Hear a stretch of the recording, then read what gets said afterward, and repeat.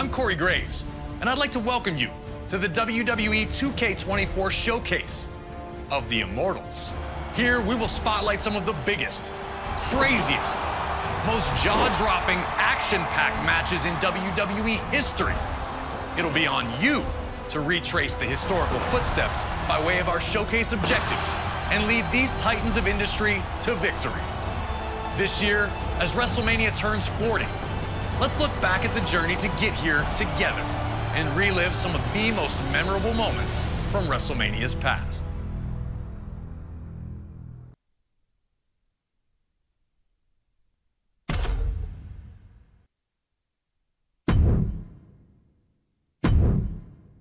The legendary clash for the WWE Intercontinental Championship between champion, the Macho Man Randy Savage, and his challenger, Ricky the Dragon Steamboat.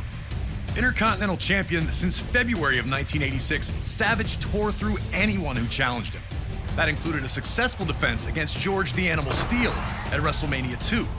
A clash between Savage and Steamboat during a late 1986 edition of Superstars would see the Macho Man retain via countout, but that wasn't good enough. He would launch a vicious attack on the Dragon after the match, taking him out of action. Savage would attempt to duplicate the attack on Steamboat's friend and former opponent George Steele during the first Saturday night's main event of 1987. Fortunately for the Animal, Ricky would make his well-timed return for the save, leading to the rematch between the two at WrestleMania. What transpired between the two combatants can only be described as art. A fast-paced, high-action classic unfolded in front of 90,000 plus in attendance, with both men coming so very close to victory on a number of occasions. Would Savage be able to turn back the challenge of his angry opponent?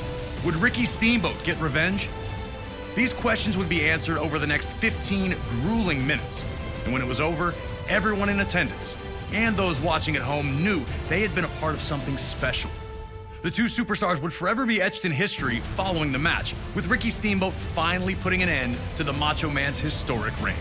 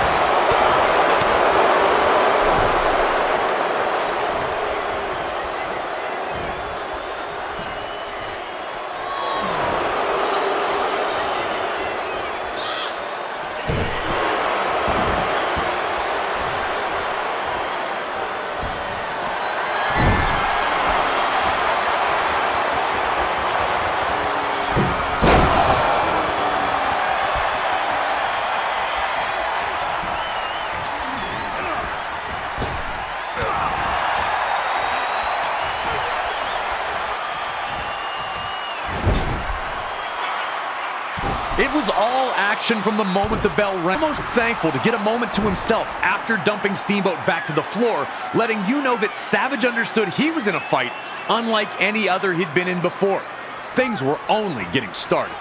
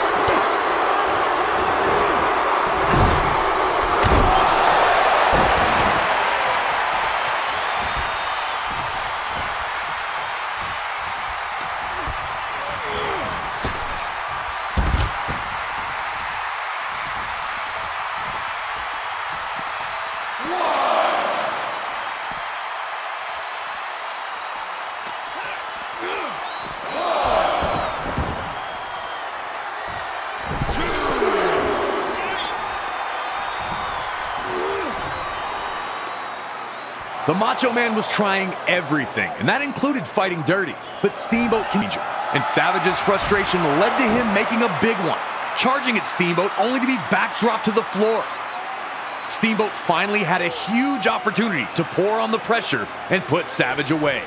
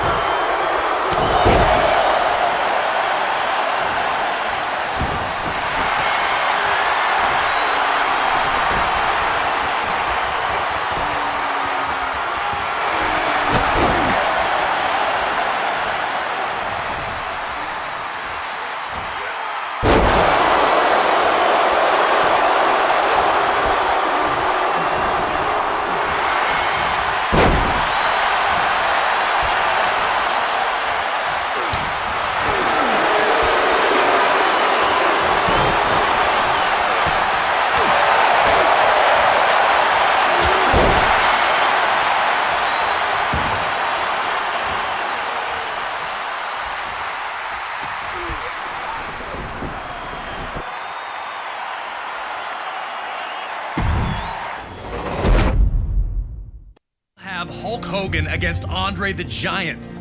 Featuring two of WWE's biggest stars at the time, this was the headliner that brought those 90,000 people together in the first place. Everybody has their best day at WrestleMania. That's the creme de la creme. WrestleMania, main event, there's nothing else in this world like it. Hulk Hogan and André the Giant were great friends for years. André famously poured the bubbly all over Hogan when he captured the WWE Championship in January of 1984, and the two were nearly inseparable from then on. The two would be presented with trophies in separate weeks. Hogan was given one for reigning as champion for 3 years, while André received one for going 15 years without losing. For both ceremonies, André was not his usual self, first noting to Hogan that 3 years to be a champion, it's a long time, and ultimately walking out of his own trophy celebration when Hogan arrived to praise André's accomplishments. The world was on edge, waiting to see what comes next. Soon after, André would appear with Bobby the Brain Heenan. Heenan had gotten to André, fanning the flames of resentment that burned inside. A heartbroken Hogan tried to reason with his friend, but with one move, yanking Hogan's chain from his neck, it was clear there was no turning back. There's nothing else like getting in the ring with André the Giant. It is the great unknown. When you get there and you're with André the Giant, you're outmatched, you're outsized, you're outpowered. It's an uphill battle, so you have to fight from underneath. You have to have everything in sync, body, mind, and soul, to survive fighting an opponent like André the Giant. When I slammed André the Giant, I was surprised how the crowd reacted. 94,000 people lost their breath and gasped at the same time. It overwhelmed me in the ring. It's etched in stone. It's just overwhelming how many people every day approach me and talk about WrestleMania 3. Now it's up to you to do the impossible and defeat André the Giant at WrestleMania 3. It truly is the irresistible force meeting the immovable object.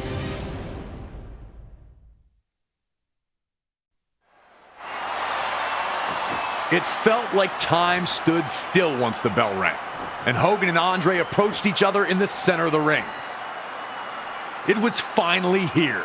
The reason all these people were in the arena. The dominant 3-year WWE champion to body slam André, nearly losing the match in the process. Could Hogan slam André? Would he try it again? Did he hurt his back or his knees in that failed lift? André, thinking he'd won the match, would have to recompose and get back on the task of taking out the Hulkster.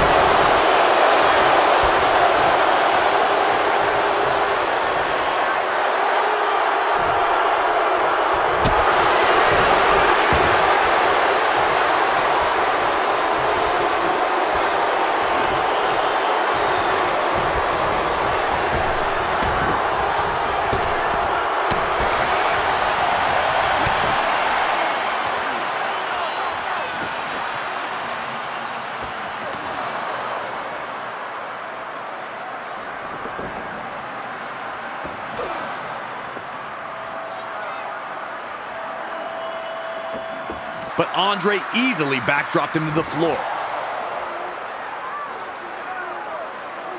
If André could shake off headbutting the ring post so quickly, what was it going to take to keep him down for a 3 count? Hulkamania was looking to be in deep, deep trouble.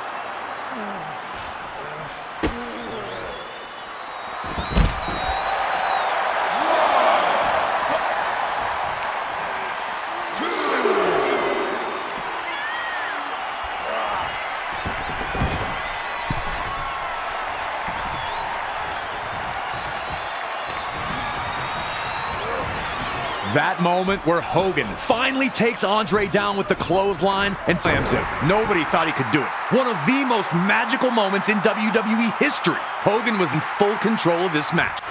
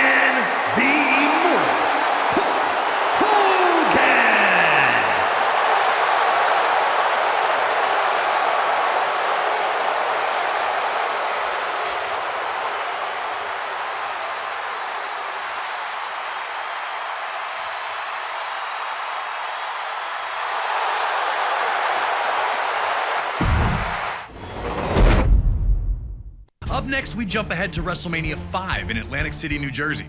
The Ultimate Warrior captured the WWE Intercontinental Championship at the inaugural SummerSlam in 1988 by blitzing the Honky Tonk Man, ending his record reign in a little over 30 seconds. Since then, he seemed unstoppable, a lock to become WWE Champion one day. Two people who were not impressed were ravishing Rick Rude and his manager, Bobby the Brain Heenan.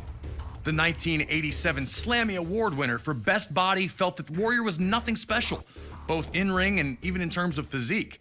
This led to Rude challenging Warrior to a super pose down at the 1989 Royal Rumble, where the winner would be decided by the WWE Universe's approval. Pretty quickly, it was clear that the Ultimate Warrior was going to be crowned the People's Choice, and Rude was livid. He'd launch a vicious attack, bringing the competition to an abrupt end. That would lead to the signing of the contract for the two to compete in the Intercontinental Championship match at WrestleMania 5, and the world felt that Warrior would destroy his brash challenger. But Heenan and Rude were more than prepared for the champion. Heenan was desperate to have WWE Gold in his vaunted Heenan family ranks, and he knew that the Ravishing One was the right man for the job. They told anyone who'd listened that Rude was going to beat the Ultimate Warrior at WrestleMania, and now the time had come. Had they backed Warrior into a corner, or were they about to realize they'd bitten off far more than they could chew? That's a question only you can answer.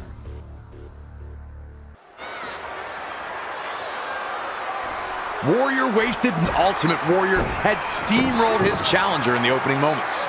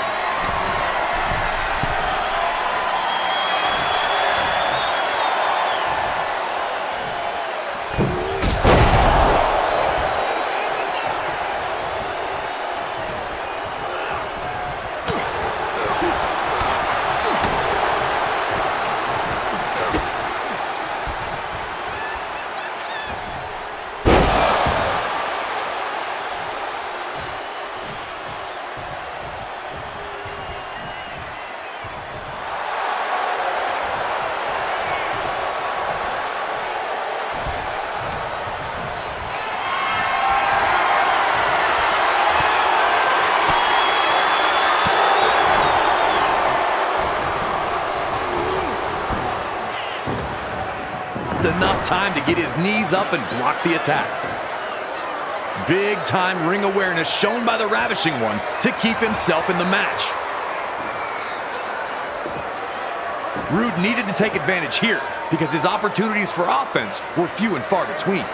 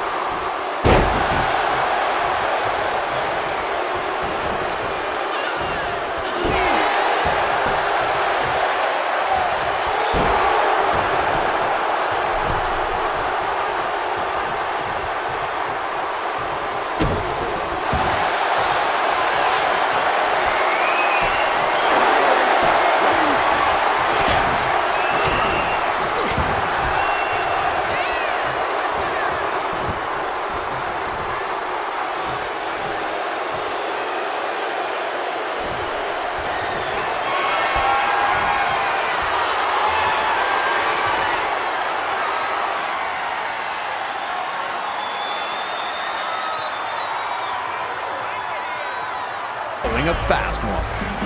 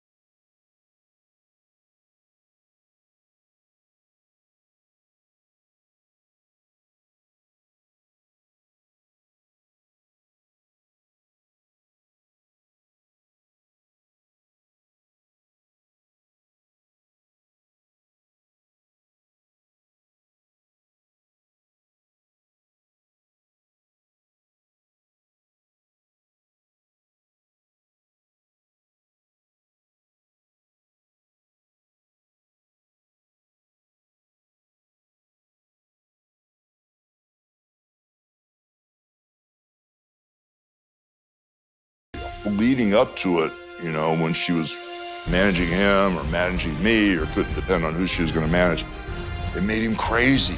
I just didn't know what type of abuse I was in for, so it was a little nuts. He was there to go, and he pushed the gas pedal down really hard on me in that match. Once you became a Macho Man fan, that was the only thing you could think about. His look, just the way he carried himself, I had nothing but respect for him. It's always so great to hear from the legends themselves when it comes to these unforgettable WrestleMania moments and matches. Thanks again to Hulk Hogan for his time. Now, let's get you into the middle of an intensely heated WWE Championship match where the world would watch the Mega Powers explode.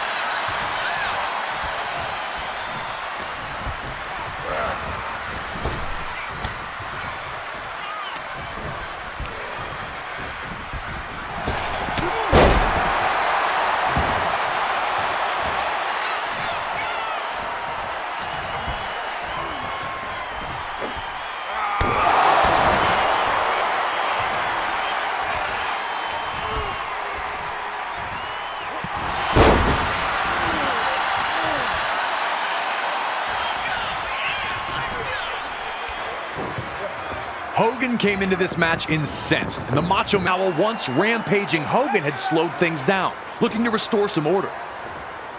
The Macho Man's actions sent a clear message that anything goes and anyone would be fair game.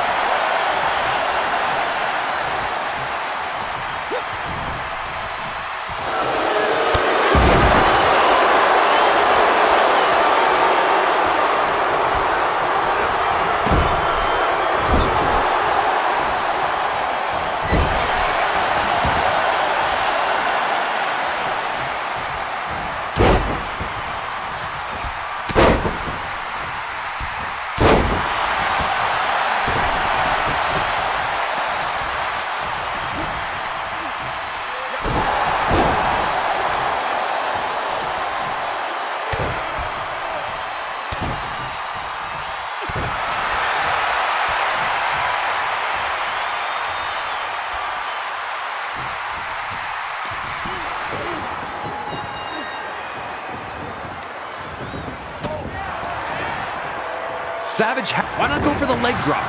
Hogan's flash of offense is extinguished as quickly as it started, and Randy Savage seemed to have Hogan on the brink of exhaustion in their mega power collision.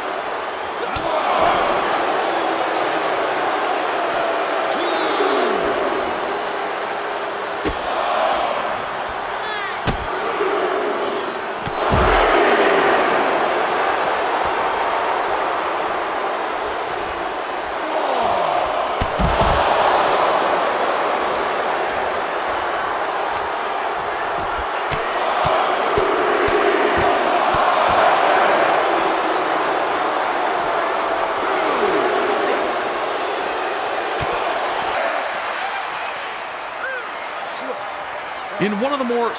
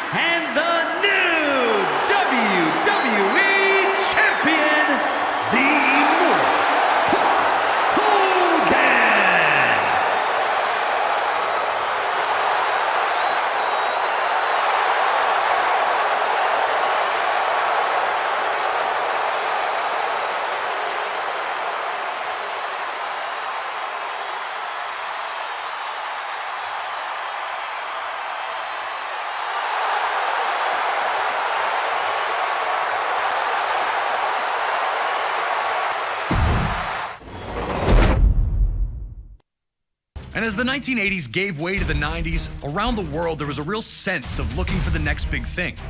The newest, the coolest, the fastest, the strongest, anything to show where the future was. This was also the case in WWE. Amongst the members of the WWE Universe, many saw the Ultimate Warrior as the heir apparent to the throne that Hulk Hogan had occupied for 6 years. The untamed superstar appeared capable of matching Hogan's strength and had dominated all other opponents. Even that loss we relived at WrestleMania 5 against Rick Rude, yeah, he avenged that just a few months later at SummerSlam, regaining the Intercontinental Championship in the process. But this talk all seemed like fantasy, only existing as a dream match.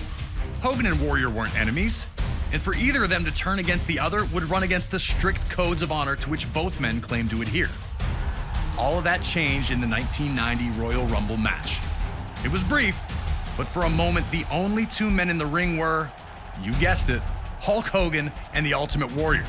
The crowd went nuts, and these two stared at each other for a minute before circling up. Two running tackles led nowhere, and then a double clothesline floored both men, ending things before they could really get started between the two. That small taste, though, was all the world of sports entertainment needed to know that they wanted more. Even more interesting, it would be Hulk Hogan who would challenge the Ultimate Warrior to a contest at WrestleMania 6. Ultimate Warrior, me and my Hulkamaniacs put the championship on the line. Hogan openly stated that he needed to know which power was truly the strongest in WWE, his or that of the Warrior. Adding to the stakes was the stipulation that both the WWE and Intercontinental Championships would be up for grabs, leaving the winner with supreme claim to lead WWE into the next decade. All right, now it's your turn to try and shock all the little Hulkamaniacs out there and try to beat Hogan at WrestleMania 6. Can you harness the power of the Ultimate Warrior?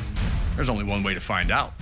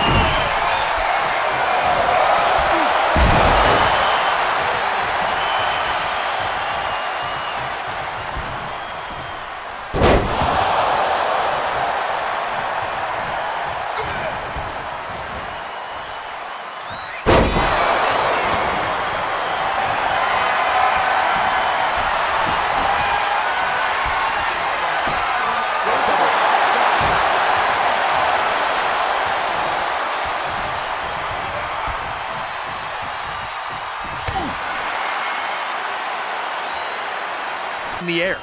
Seeing Hogan struggle like this wasn't something the WWE Universe was used to. After the clothesline sent him crashing to the floor, Hogan appeared to hurt his knee, the last thing he needed. Ultimate Warrior was here to prove that his hype was real. Warrior was going to run right through Hogan at this pace.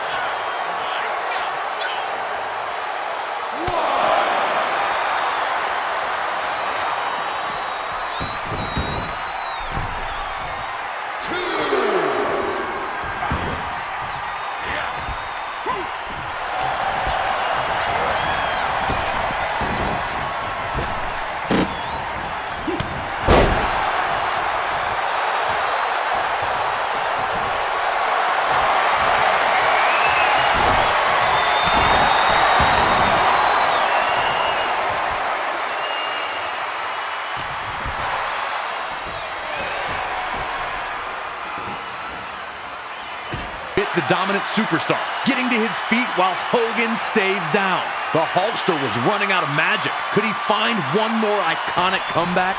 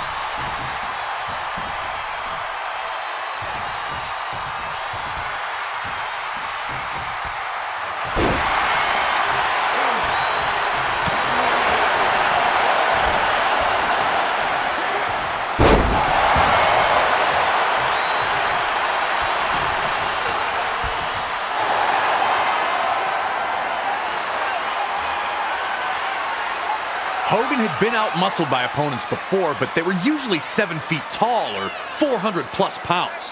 The referee gets flattened, and now there's no one to count falls.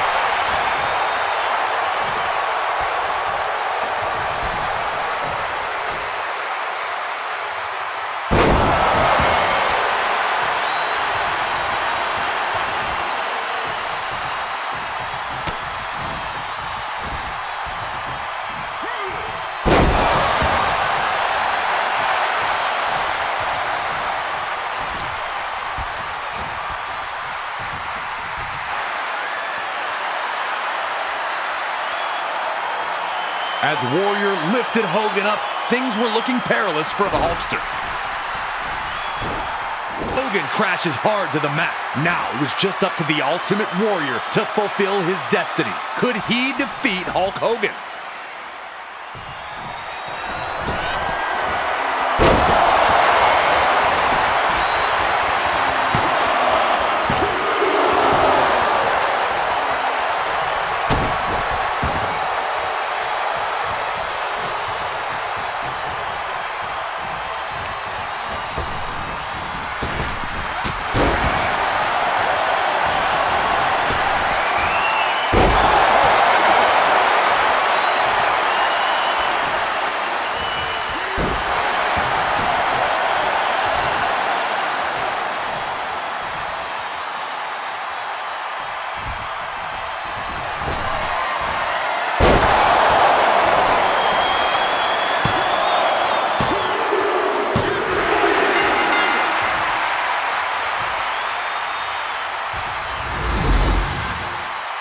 Ladies and gentlemen, here is your WWE Intercontinental and the WWE Champion, the Ultimate Warrior!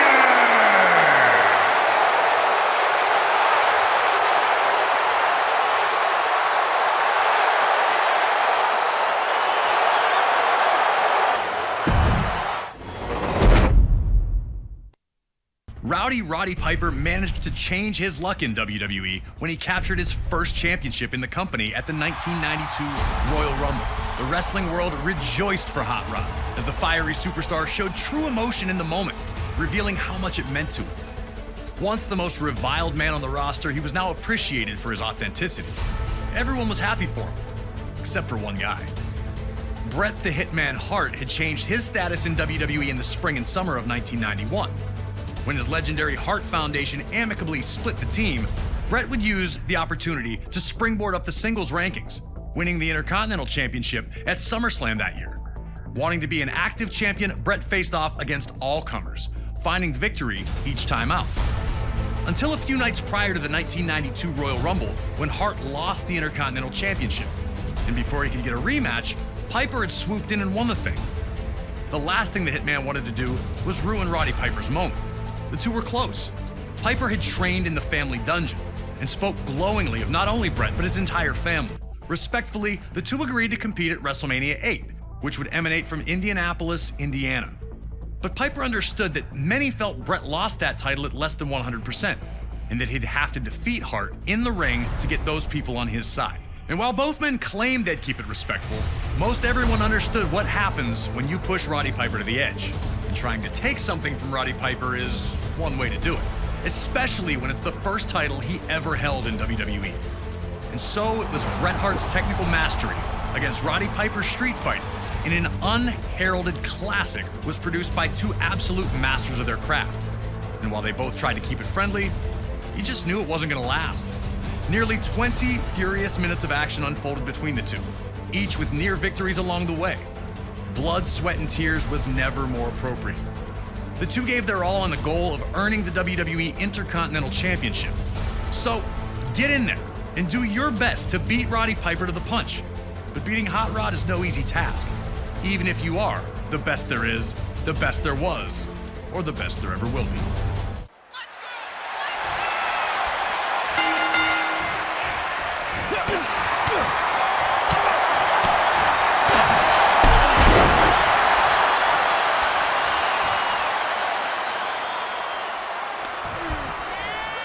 Would Piper's desire to win and be champion override his desire to play fair? Could Hart use Piper's legendary temper as a constant exploit? Piper was already reverting to the man people knew him to be, and Hart was looking to exploit that fiery temper by embarrassing Piper as often as possible.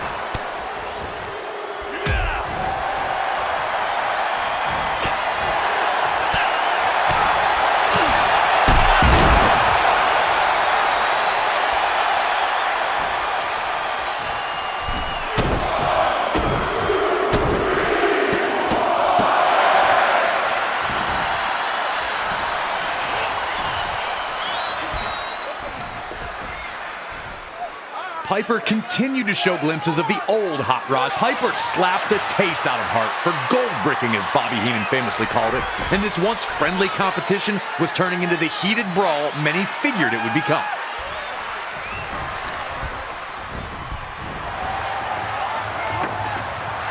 Unloading a huge sucker punch.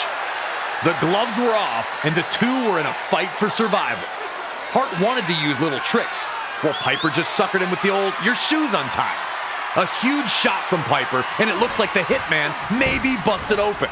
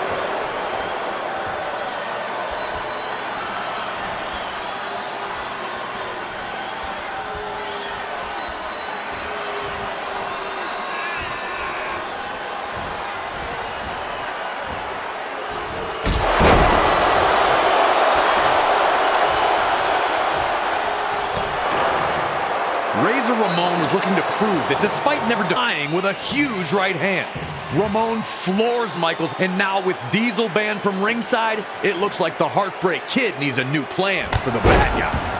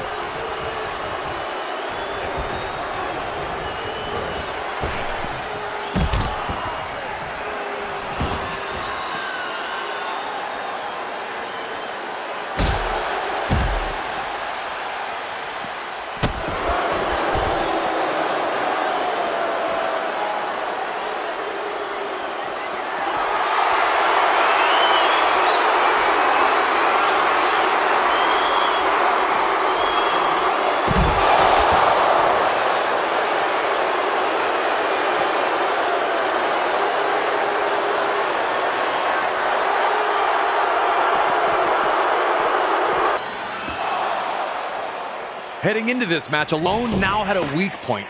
Michaels crashes that ladder right into the ribs of Ramon, and he has completely turned the tide of this match. You could see it on the faces of Razor's fans, who sat in disbelief as Shawn took control.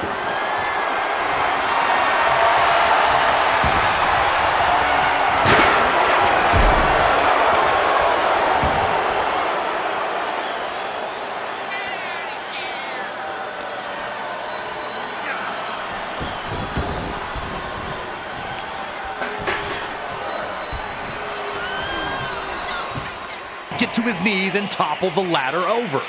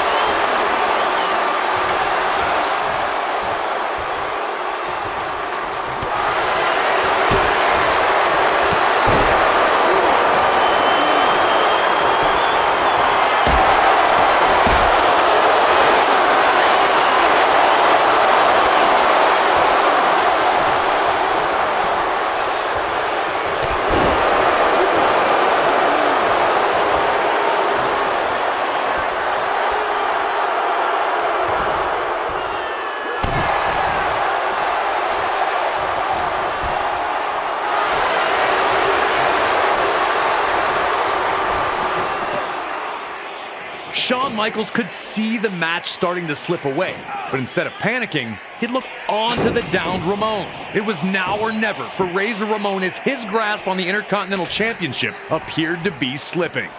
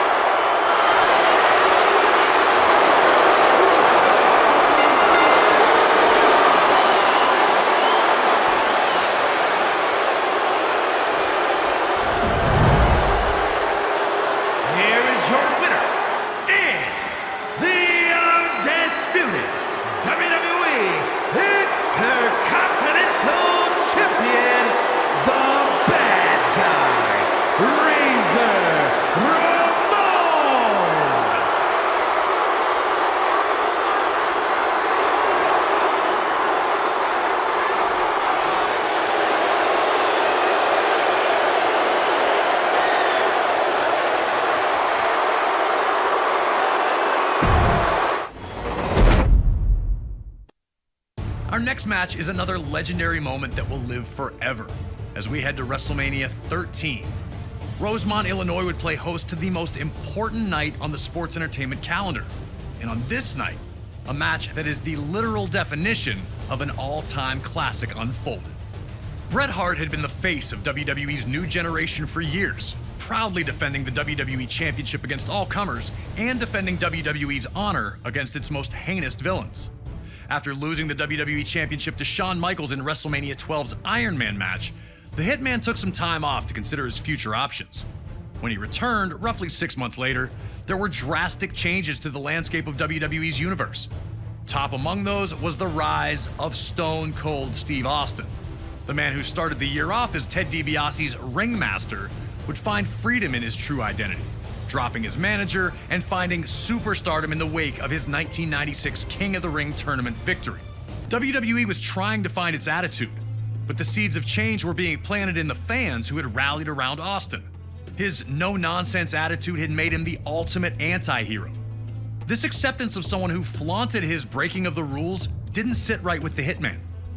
When Bret made his return, he immediately challenged Austin, who was more than ready to answer the call. The two battled at 1996's Survivor Series, where Hart won in a masterful performance of a feverish back-and-forth battle. The loss only made Austin angrier, creating a single focus for him: to ruin Bret Hart's career. He'd eliminate Hart from the 1997 Royal Rumble match after officials missed Hart first eliminate Austin. The night after Hart captured the WWE Championship at Final Four, Austin would interfere in Hart's first defense on Raw, ending the reign before it could even get started. WWE officials would pit the rivals against each other in a no disqualification submission match. The loser would be forced to admit they were defeated by the better combatant. To make sure that order would be maintained, a special referee was assigned: the world's most dangerous man and former MMA champion, Ken Shamrock. And while Hart had the edge in submission wrestling, Austin was no slouch in that department. And he also had one other thing going for him: his promise to the world that he would never in a million years give up. Once the match started, these two unleashed months of hatred on one another. We were lucky enough to talk to the Rattlesnake himself, Stone Cold Steve Austin, to get his thoughts on this classic encounter. Very special match because everything happened so magically, and specifically WrestleMania 13 cemented the legacy of who and what Stone Cold Steve Austin was. From start to finish, we started it off, we brawled out, we came back into the ring, we brought various factors from around the ring into the ring to use against each other. Some of the stuff backfired on me. It was full of chills, thrills, and spills. I gotta call a spade a spade. I mean, it is my favorite all-time match, and I've been to some classics. Always an honor to get to pick the brain of one of WWE's top-level legends. Thank you again to Stone Cold for talking with us about WrestleMania 13.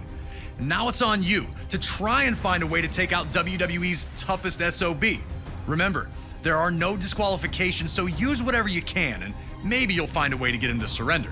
I just wouldn't recommend messing with the referee. Shamrock's ankle lock is nasty.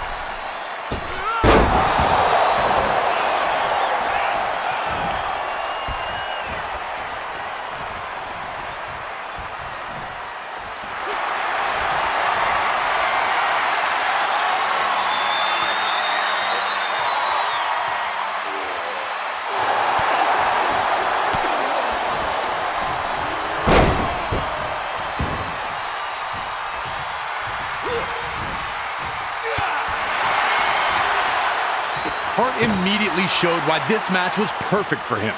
Instead of just punching Austin's face, he'd attack Austin's legs instead. Bret wanted to make sure that his leg, break it down, and the submission opportunities would come.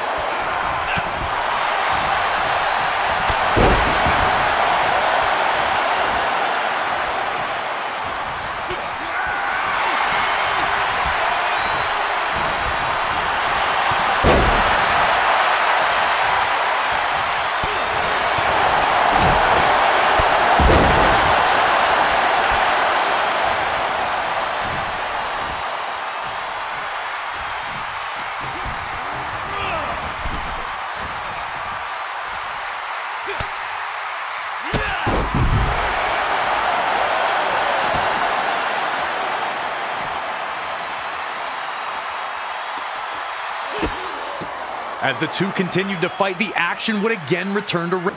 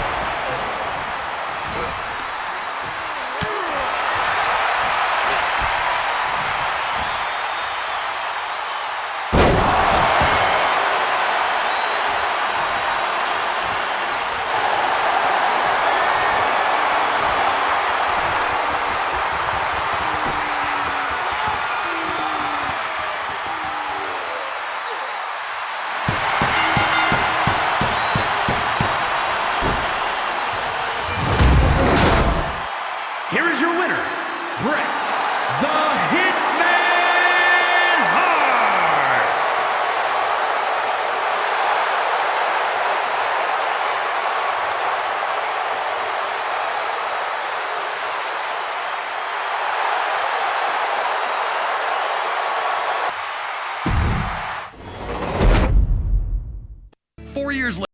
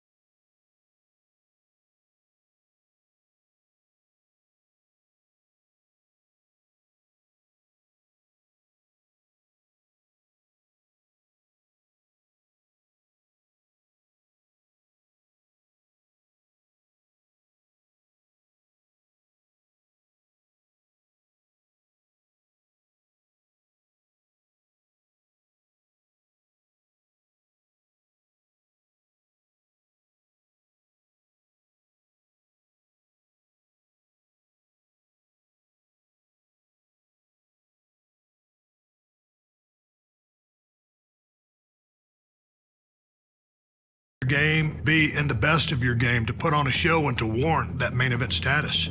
Austin was going to do everything he could to guarantee the nearly 68,000 attending in his home state of Texas would not be disappointed.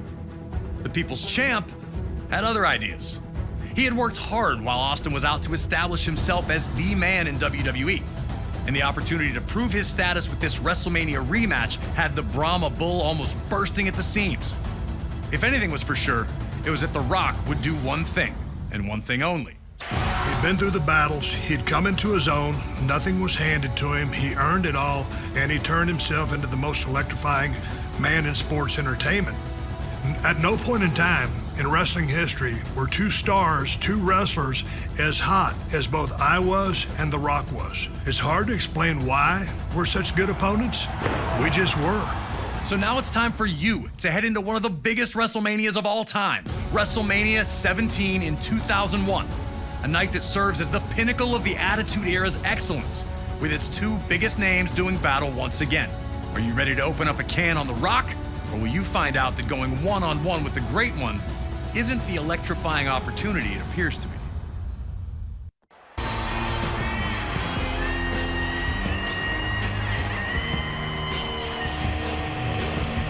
Before the bell could even make this match official, the action was underway.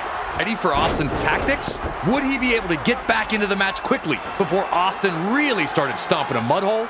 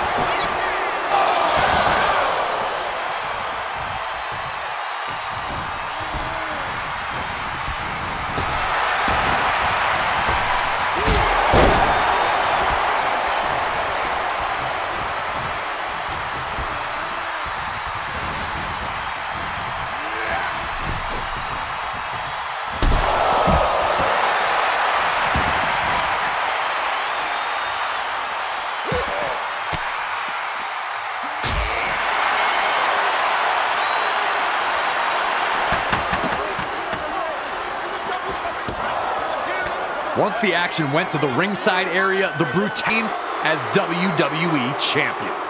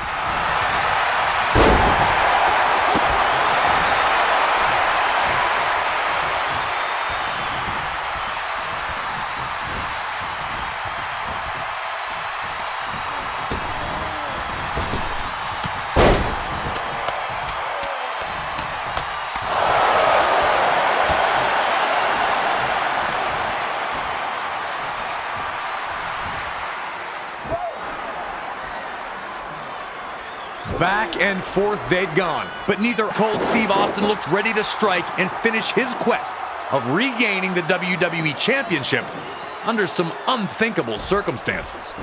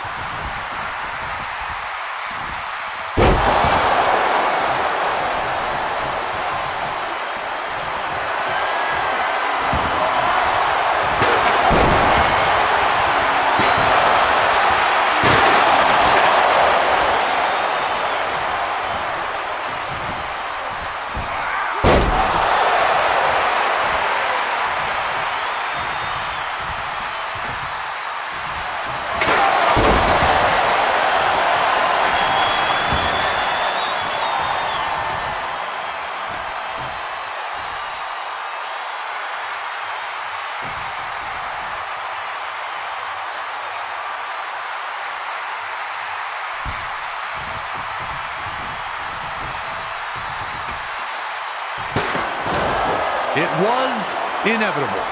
Stone Cold was going to win, and it was obvious to everyone watching. The Rock had been able to get back into it once Mr. McMahon had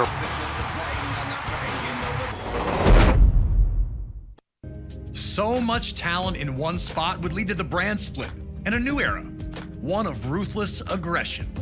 And at WrestleMania 20, WWE returned to its roots in New York City, proudly featuring two ring generals competing for the WWE Championship, with Eddie Guerrero defending against Kurt Angle. From his arrival to WWE in late 1999, Kurt Angle was an absolute natural in a WWE ring. His rookie year would see him capture the European, Intercontinental, and WWE Championships, an astounding accomplishment. The Olympic gold medalist always used his three I's: intensity, integrity, And intelligence. to either be a champion or to be competing for a championship. Angle lost the WWE Championship to Brock Lesnar at WrestleMania 19 in Seattle and looked for the opposite result at WrestleMania 20. Carrying months of resentment, Kurt looked to right the wrongs as he challenged for the championship. Despite coming from a legendary wrestling family, Eddie would not receive the path to instant stardom that his opponent did. Instead, he worked his way up from Mexico to ECW and then to WCW before finally earning a chance with WWE. It took him years to finally realize his dream, and once he had, Eddie did everything he could to keep it. In 2004, Eddie won a 15-man mini Royal Rumble that granted him a match against Brock Lesnar at No Way Out for the WWE Championship. The last man he eliminated? Yep, Kurt Angle. Still, at this point, the two appeared to be on friendly terms, even if the disappointment was obvious for Kurt. And at No Way Out in San Francisco, Eddie would achieve the impossible, defeating Brock Lesnar to finally hold the WWE Championship. It was Eddie Guerrero's time. It was his time to show that he was a top performer. So I knew Eddie was on a roll, and I knew my work was cut out for me. Angle was victorious in a triple threat match to be named the #1 contender. On the surface, it seemed all was well. Two fantastic competitors who would battle to see who was better. But it turned out that Kurt Angle had been seething ever since that 15-man Rumble. And with his match set, he struck. Attacking Eddie while working as a special guest referee, Angle went ballistic on Latino heel. I felt the need to beat Eddie Guerrero, not just beat him, but beat him up and try to hurt him. The tone was set. This was not about competition or athletic pursuit. This was about a former champion desperate to reclaim his throne, and a new champion who wasn't going to let anyone take his dreams away from him. Now it's time for you to put Kurt Angle in the silver medal position and find a way to retain Eddie Guerrero's WWE Championship at WrestleMania. But if you're not careful, Kurt's gonna grab that ankle, and you'll have two choices: tap or snap.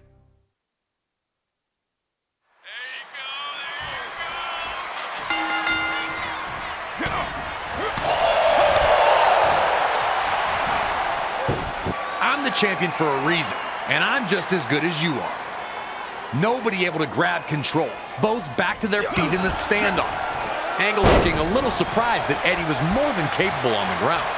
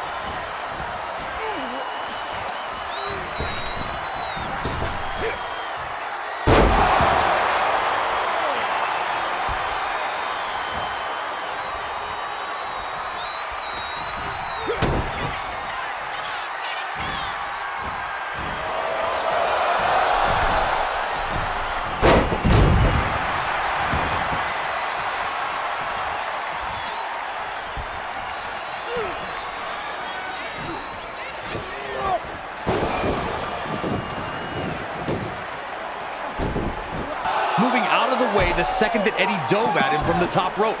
Eddie went chest first into the barricade, taking all the air out of him.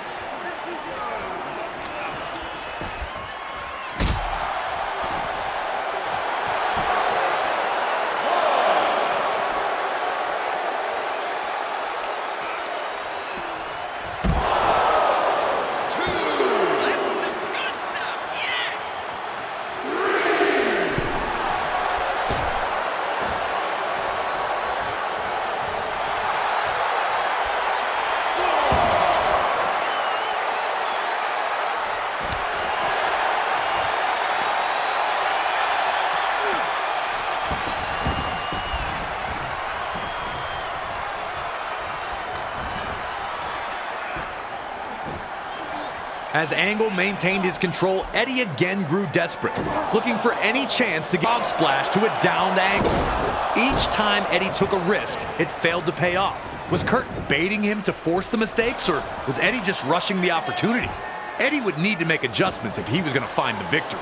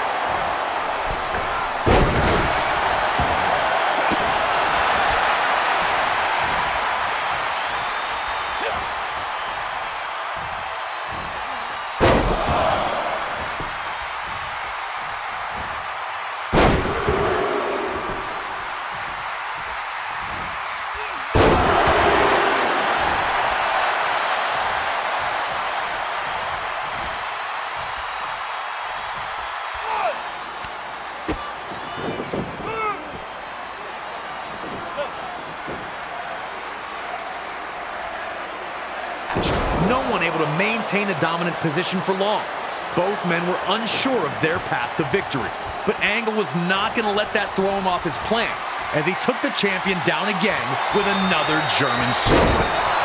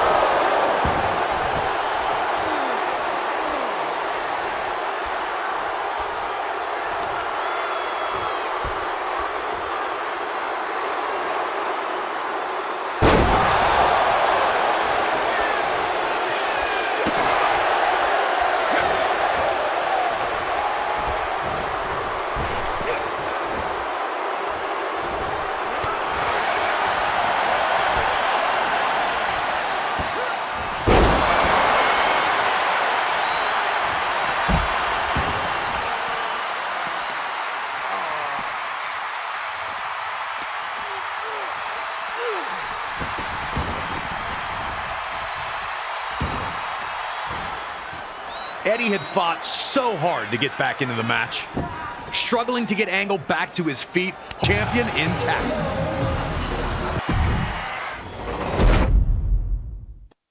For our next match, we go to the very next year, and WrestleMania 21 in Los Angeles, California.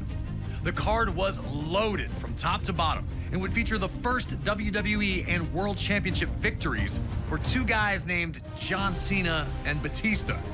Ever heard of them? But also on this night, a dream match of the highest order was set to take place. Folks, the issue between Shawn Michaels and Kurt Angle blew up so quickly and so unexpectedly. It all started at the 2005 Royal Rumble match.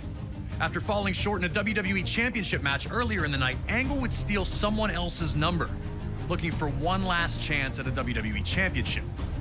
Shawn Michaels also had dreams of headlining another WrestleMania, and winning the Rumble match was the only place to do that. Shawn was number 19, while Kurt entered at 20. And Angle was a whirlwind of offense once he hit the ring. But it was to be short-lived, as Michaels would stun the crowd and eliminate Angle only 37 seconds after his arrival on the scene. Kurt went ballistic, attacking Shawn and eliminating him from the Rumble. A dream match that could headline any card. Kurt Angle and Shawn Michaels was not going to be about stealing the show or making memories. Kurt would reveal an obsession with proving himself superior to Michaels in every way possible, which included defeating former partners of Michaels, along with delivering an incredible rendition of Sexy Kurt, Angle's version of Shawn Michaels' entrance. So with all the stars out in full force for WrestleMania 21, two of the greatest all-around performers in WWE history were finally set to lock horns. And here to provide us with some first-hand insight on this contest, Kurt Angle sat down with us.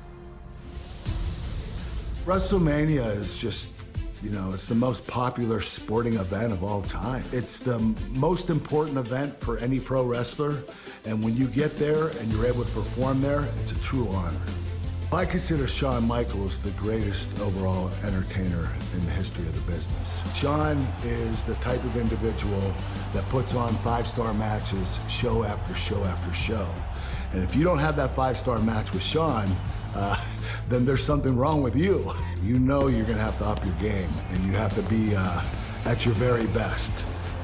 Once we locked horns at WrestleMania, the chemistry was there.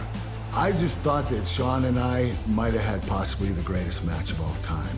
A true honor. Thank you to Kurt Angle for sharing his thoughts about his sublime encounter with Shawn Michaels at WrestleMania 21. With that, it's time for you to show that you've got the intensity, integrity, and intelligence to defeat Shawn Michaels under the brightest lights in sports entertainment.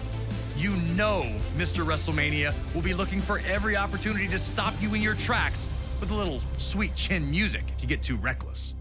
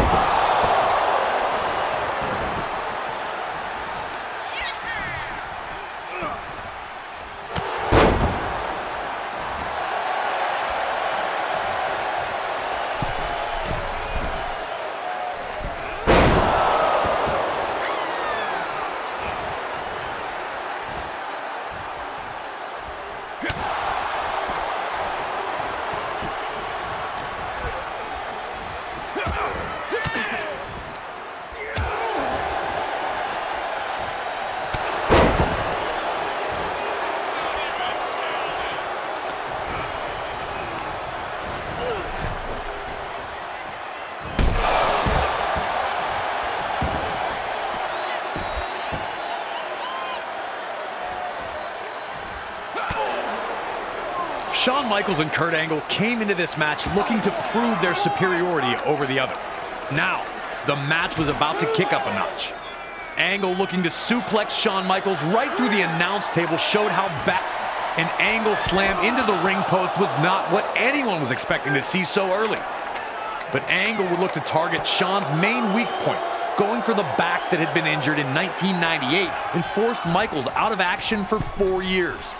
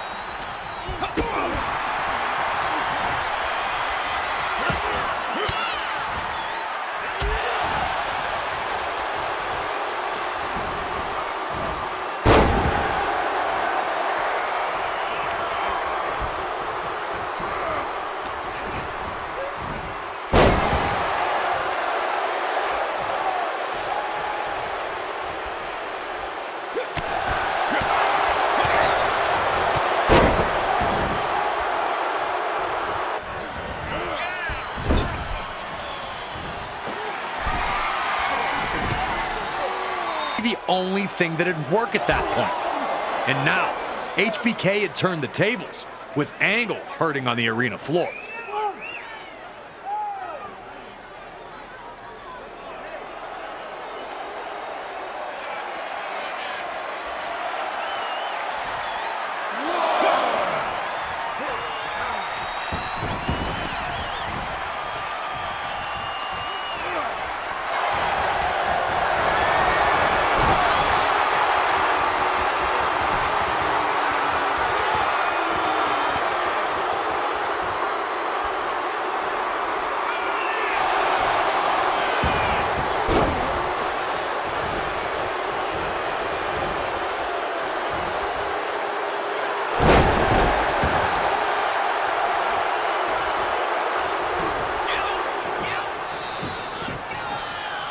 Up, only to take them right back down, he appeared focused on the task at hand once again. Defeat Shawn Michaels and prove himself as WWE's best all-around competitor.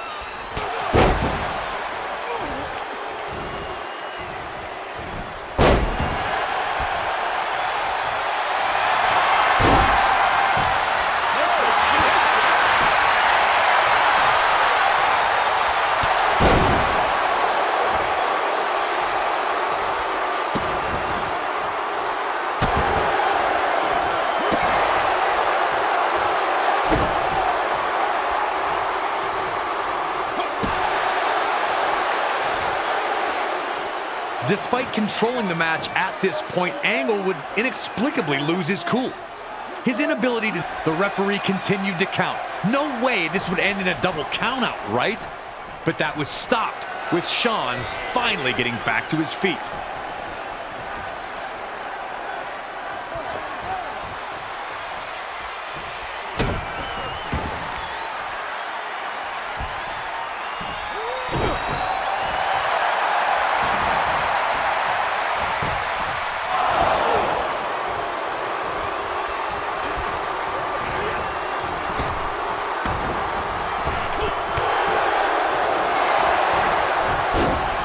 Running on fumes, Kurt Angle would try once more to this match a loser.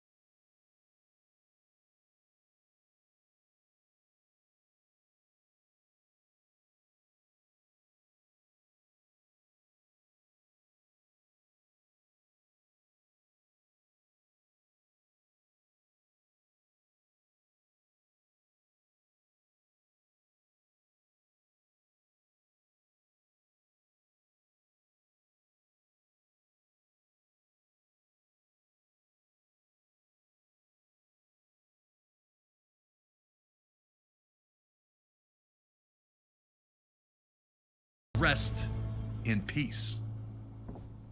Get it done! Let's do it!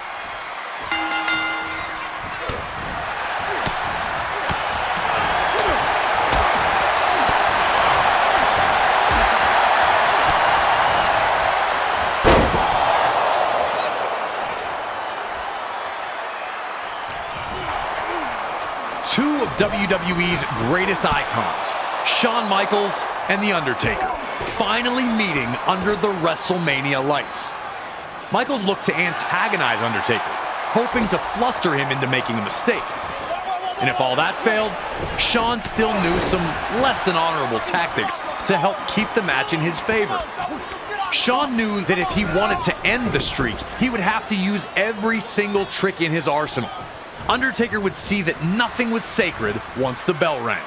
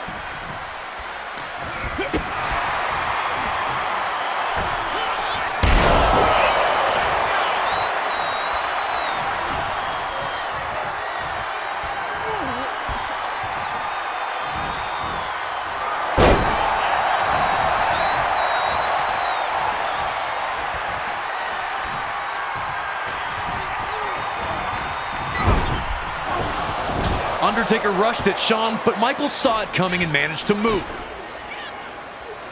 Immediately, HBK would focus on the injured knee, knowing that the best way to beat a big man is to take away the vertical base.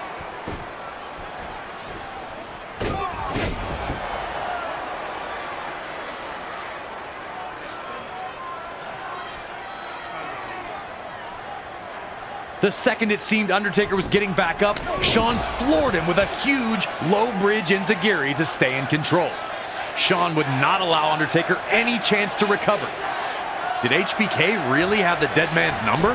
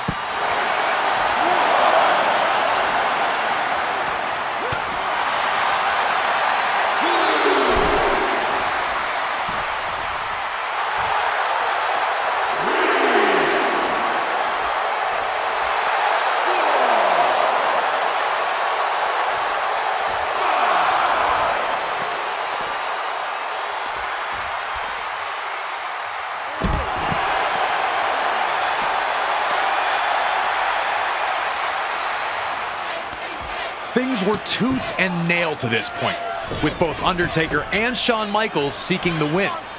Michaels would give himself a big opportunity when his baseball slide dropkick connected.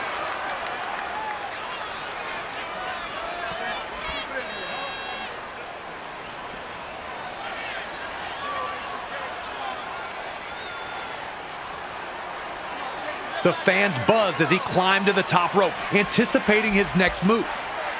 Also anticipating that next move was Undertaker himself.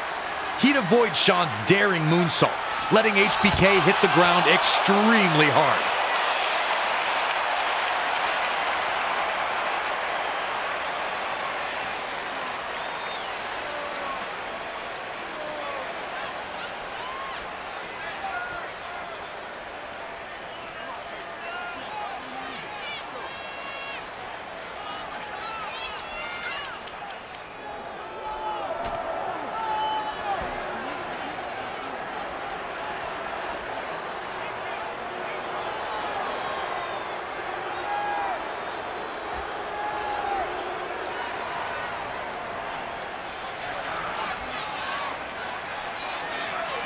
With both men down, Michaels pleaded with the referee not to stop the match.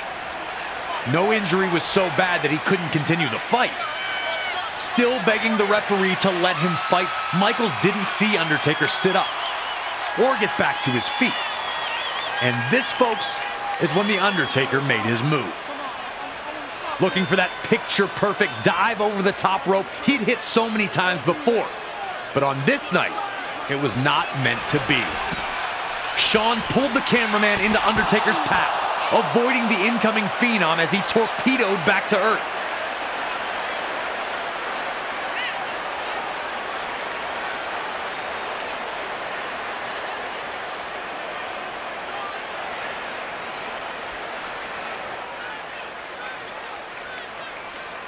These were tense moments.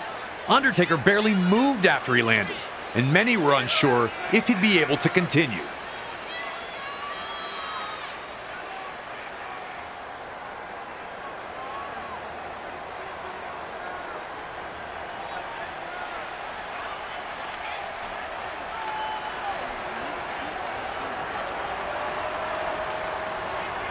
Meanwhile, Shawn was barely better off, struggling to get to his feet while shaking off his own missed moonsault. Such an anticipated matchup. Would it continue? Could it continue?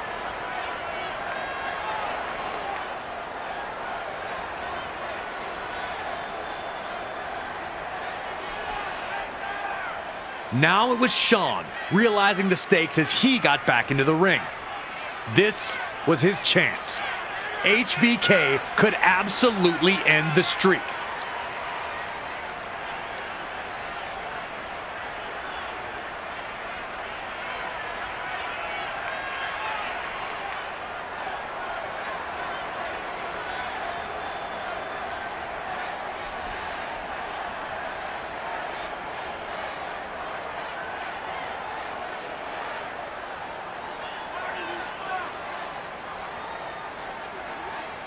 Dragging the referee back into the ring, Michaels insisted that the match not be stopped, but instead that the official start the 10 count. Did Michaels really want a count-out win? Would he be satisfied ending the streak in that fashion?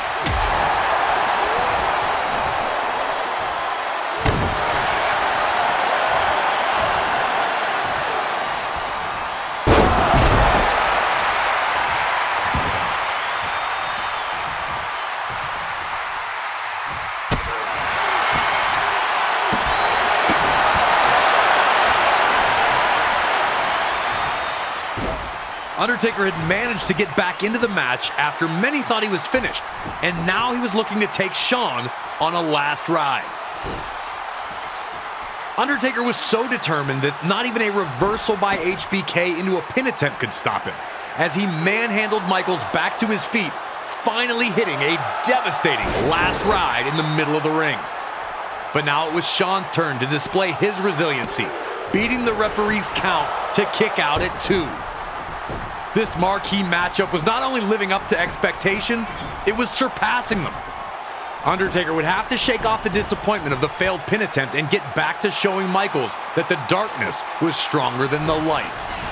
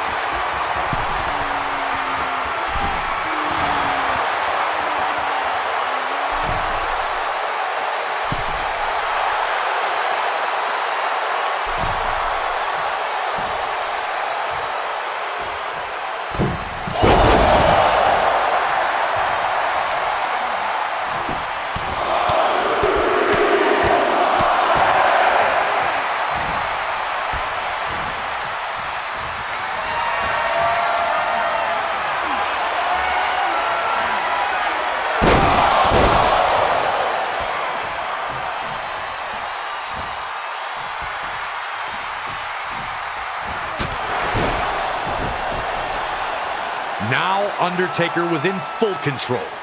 With HBK down on the mat, Undertaker would pull the straps down, signaling to everyone that the end was near.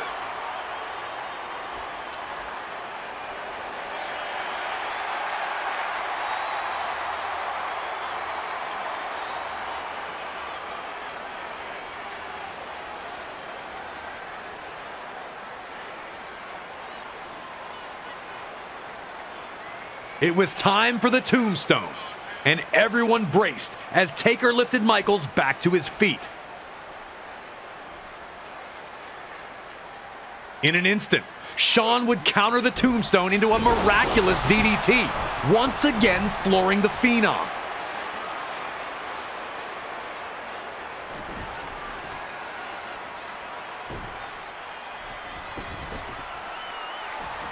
Michaels then went back into the corner, looking to recompose himself. Was it time to set up some sweet chin music? Michaels' chance was here.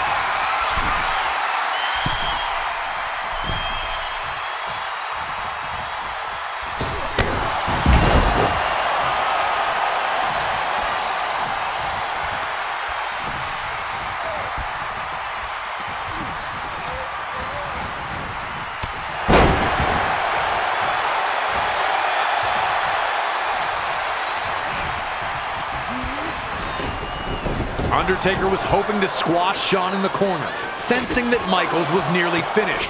But pure insult at any WrestleMania, you can't. And Undertaker was about to learn this very painful lesson, courtesy of Brock Lesnar. Oh yeah, you already know what this is about. Brock returned to WWE from the world of mixed martial arts in 2012.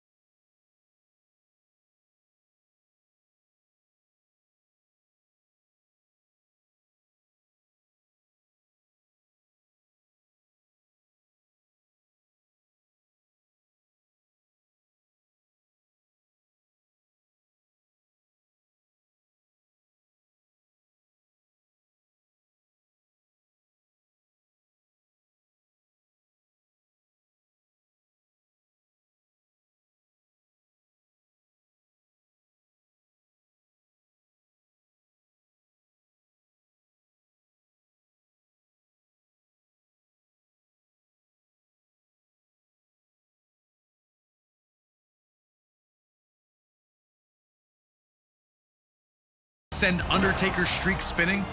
Would Undertaker find a way to send yet another opponent to rest with the other lost souls? You're going to have to step into the most intimidating scenario in WWE history, competing against The Undertaker at WrestleMania. You managed to protect the streak earlier. Can you now bring it to an end and leave everyone in attendance speechless?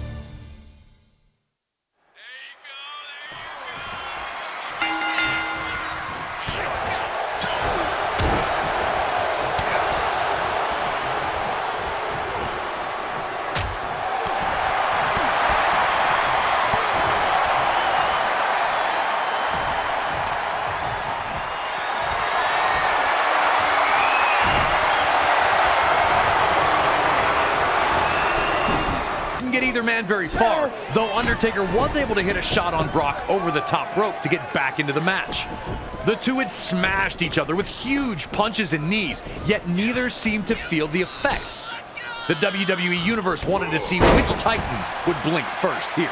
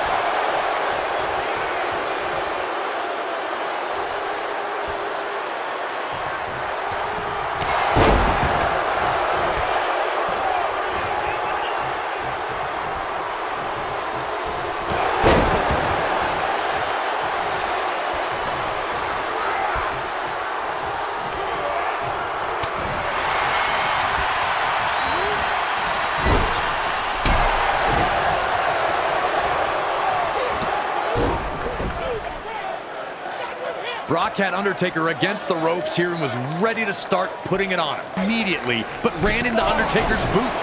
The Phenom would need to stay alert and push the action if he was going to conquer the Beast.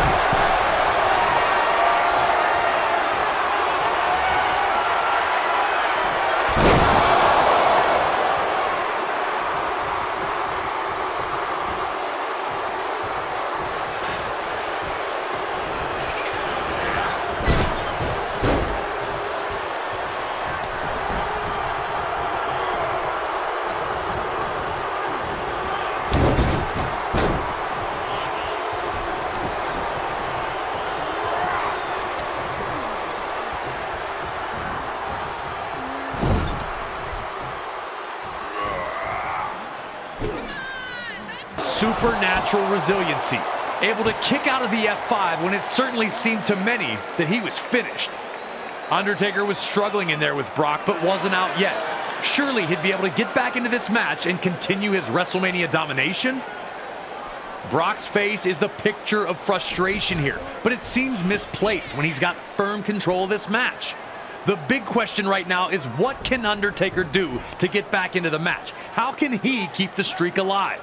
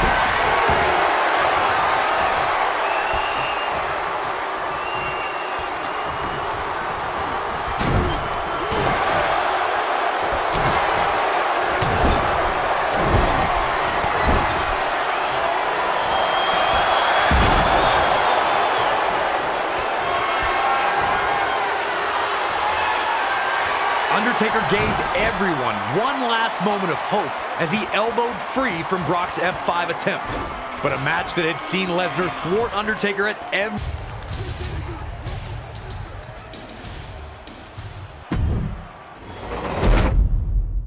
Our next match takes us to the greater Bay Area of Northern California and WrestleMania 31 in 2015. Seth Rollins had been on top of the world ever since he decided to leave the Shield behind to do the bidding of the Authority. This move paid off instantly as he'd capture the Money in the Bank briefcase in July of 2014. Rollins was untouchable, protected by those in power, and with the knowledge that at any moment he could turn that briefcase into the WWE World Heavyweight Championship. All seemed to be well within the ranks of the Authority, but the harmony would not last long. Randy Orton, who had been the Authority's top hand until Rollins joined the ranks, didn't seem so happy with the favoritism his former rival was now enjoying. This would come to a head with Rollins attacking Orton following a tag team match, connecting with his vaunted stomp to make it clear that their association was now over. The Viper was furious, attempting to get revenge, but never quite finding it. Another stomp from Rollins would force Orton out of action for a few months, with Rollins bragging about his actions the entire time. But at Fastlane in February of 2015, Orton would make his return following a six-man tag featuring Rollins, delivering RKOs to everyone who got in his way. But as luck would have it, Rollins would manage to escape unharmed. Orton made it clear he wanted one thing, and one thing only: Seth Rollins at WrestleMania. Orton wanted to show the Authority they made a huge error in backing Rollins instead of Orton, and he was going to make an example of their new golden boy. The pressure's on. Can you humble Seth Rollins in front of an enormous WrestleMania audience? Or will this legend be the one you can't kill? The Stomp meets the RKO. Next.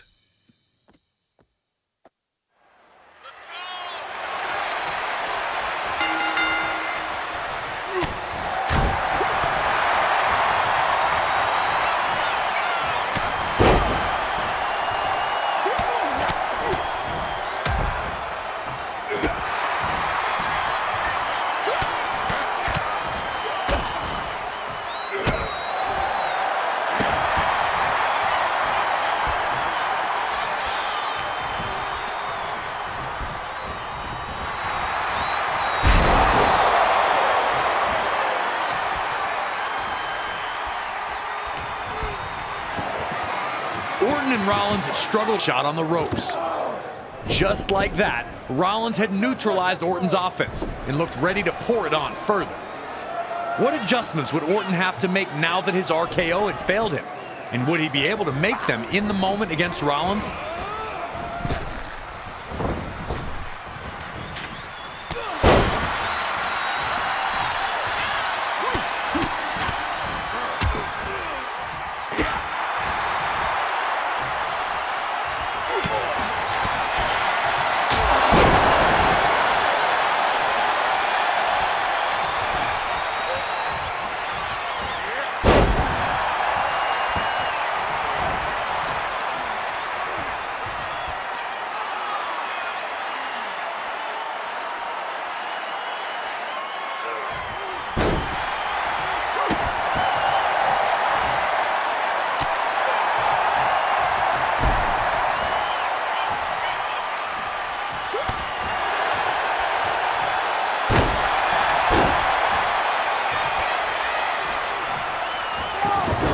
Orton wanted to try for another RKO, knowing that the quick strike would be the end of Rollins.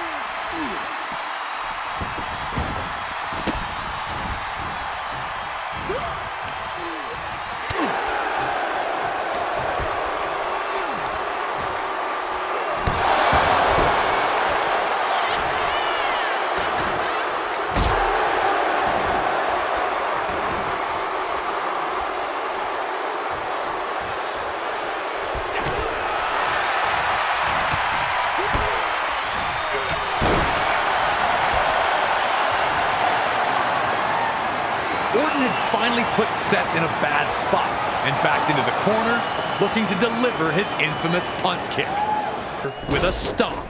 The same stomp that had taken Orton out of action for months.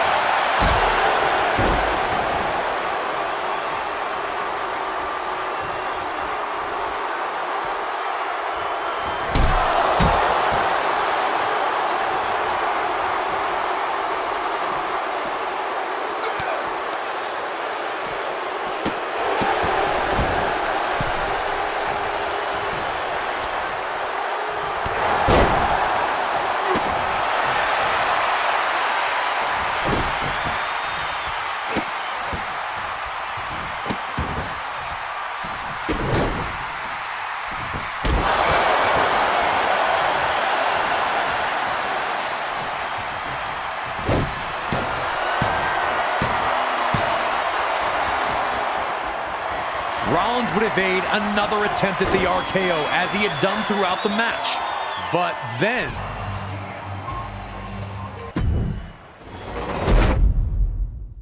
Roman Reigns capitalized on his growing momentum by winning the 2015 Royal Rumble, punching his ticket to take on the WWE World Heavyweight Champion at WrestleMania 31. The future tribal chief knew that he was destined to become WWE World Heavyweight Champion, showing no fear or intimidation in the presence of Lesnar. In a completely unexpected twist, something took place during that match that turned everything upside down. During a moment that saw both Lesnar and Reigns down on the mat, it would be the music of Seth Rollins that would hit, as he would be cashing in his Money in the Bank briefcase. And just like that, a one-on-one contest became a triple threat. To tell us more about what some consider to be the greatest cash-in ever, we have the visionary himself, Seth Rollins.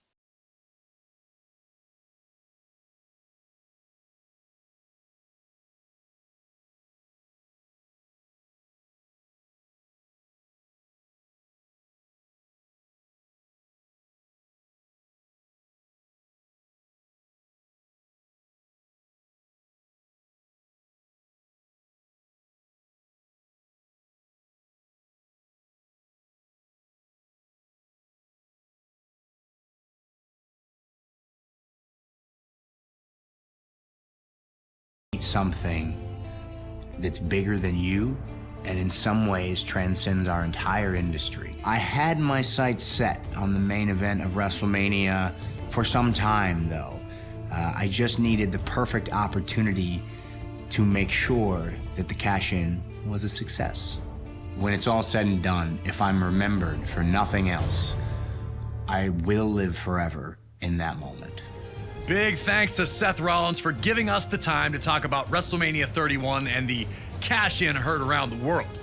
Now it's up to you to figure out how you're going to walk out of this incredible encounter with the WWE World Heavyweight Championship. They've built it up, but can you burn it down?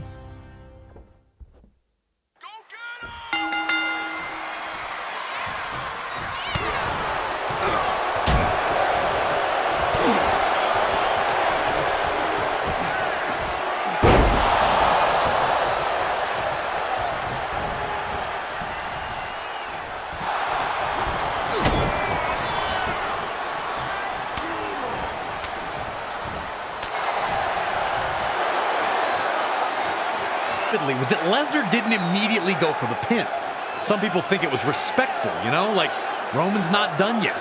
I saw it as Lesnar not wanting to let Reigns off the hook so easy. Brock Lesnar was out to humiliate Roman Reigns. He's hurt, so keep hurting him. That's the good stuff, yeah!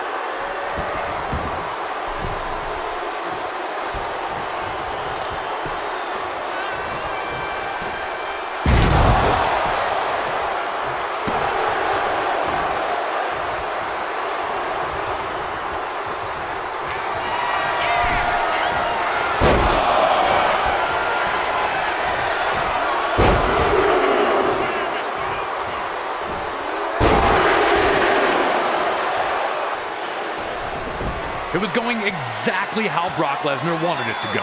Reigns would give everyone a glimpse of what he had inside, somehow kicking out at 2. For the first time in the entire match, Brock Lesnar seemed at a loss as to what to do next. Would he just have to hit F5 after F5 until Roman stayed down? Everyone in the stadium thought Roman was done after that F5. He was showing us all exactly what he was made of, and it was clearly starting to frustrate a once supremely confident Brock Lesnar.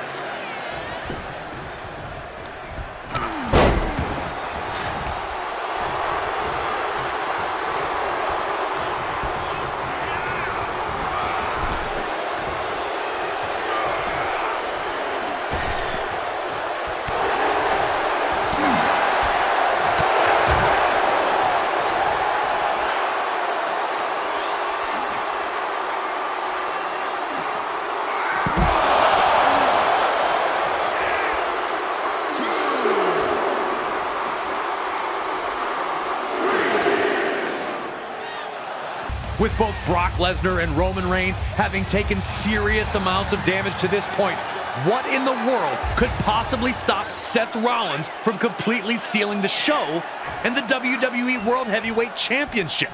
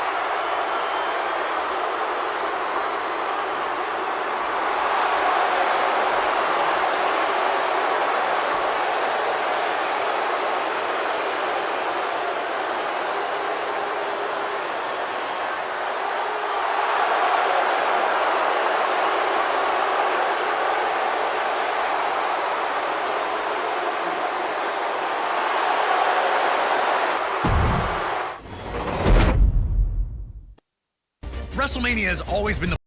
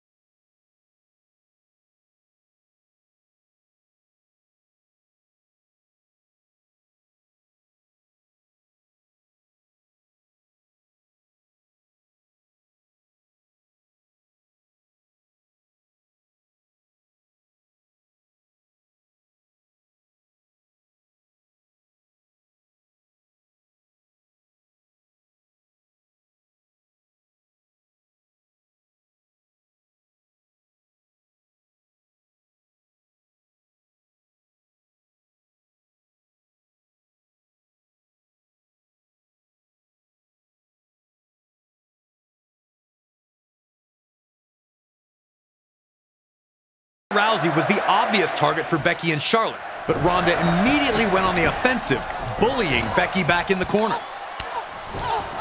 Herself.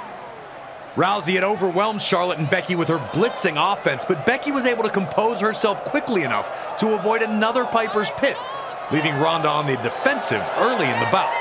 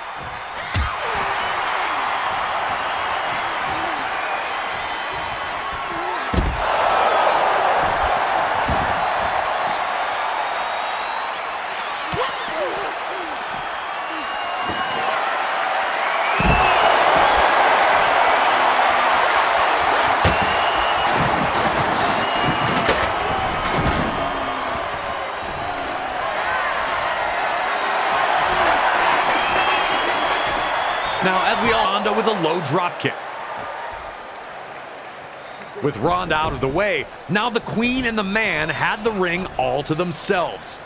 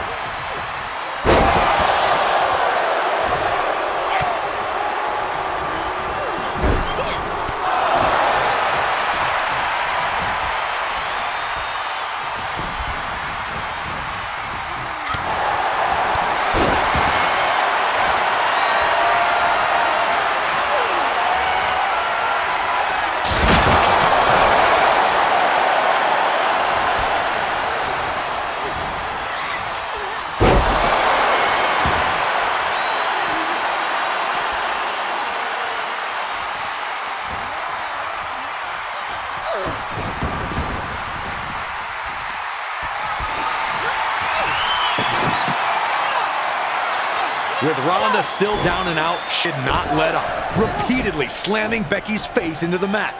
Charlotte was making the most of Ronda Rousey being down, willing to put Becky through the mat if it meant she'd leave WrestleMania as the Raw and SmackDown Women's Champion.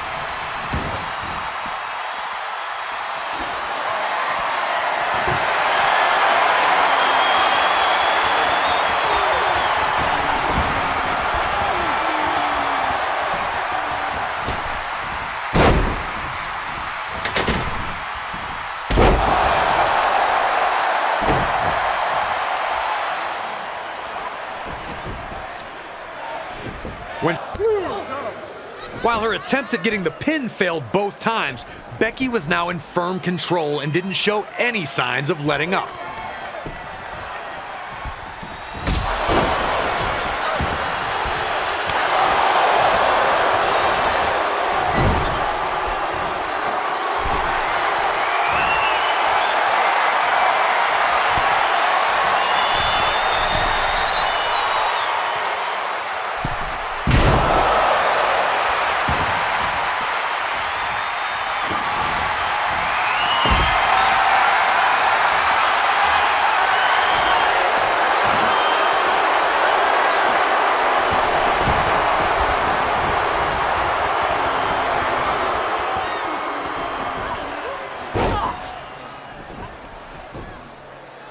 To the floor.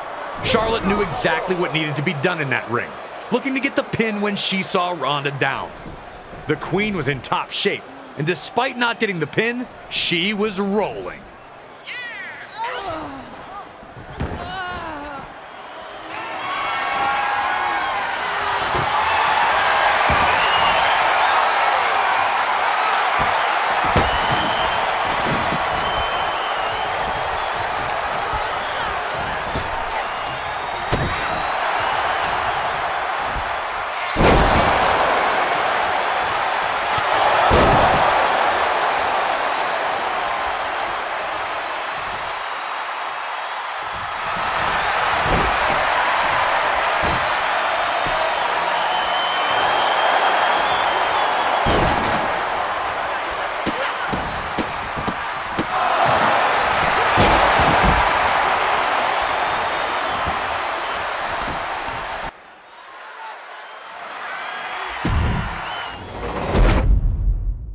Now we jump ahead to WrestleMania 36, the only WrestleMania in history with 0 attendance, a record, and the first to take place on both days of the weekend.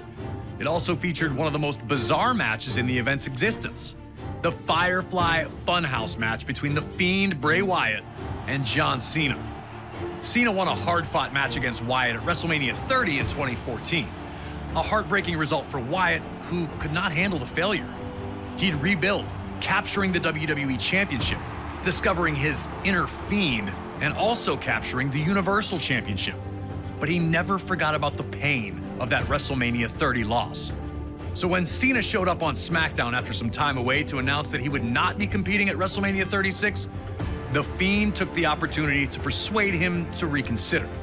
A simple point to the WrestleMania sign was all that was needed to signal the challenge, with Cena tipping his cap to accept it. Wyatt would lay out the conditions. John Cena would have to venture into the Firefly Funhouse if he wanted this match, where he, the Fiend, would be waiting. Not one to ever back down, Cena remained unfazed. Sure, he didn't know exactly what was going to happen, but he had to trust in himself and his skills. Skills that had delivered a victory over this man before. But he knew that this was not going to be easy, and that he was walking into the base of the enemy. And without the voices of the WWE Universe to cheer him on, Cena would have to face the mind games of the Fiend alone and hope that he was strong enough to survive. But it's up to you to break Cena down and show him that in the Firefly Funhouse, there is no one as powerful as the Fiend, Bray Wyatt. Yowie wowie indeed.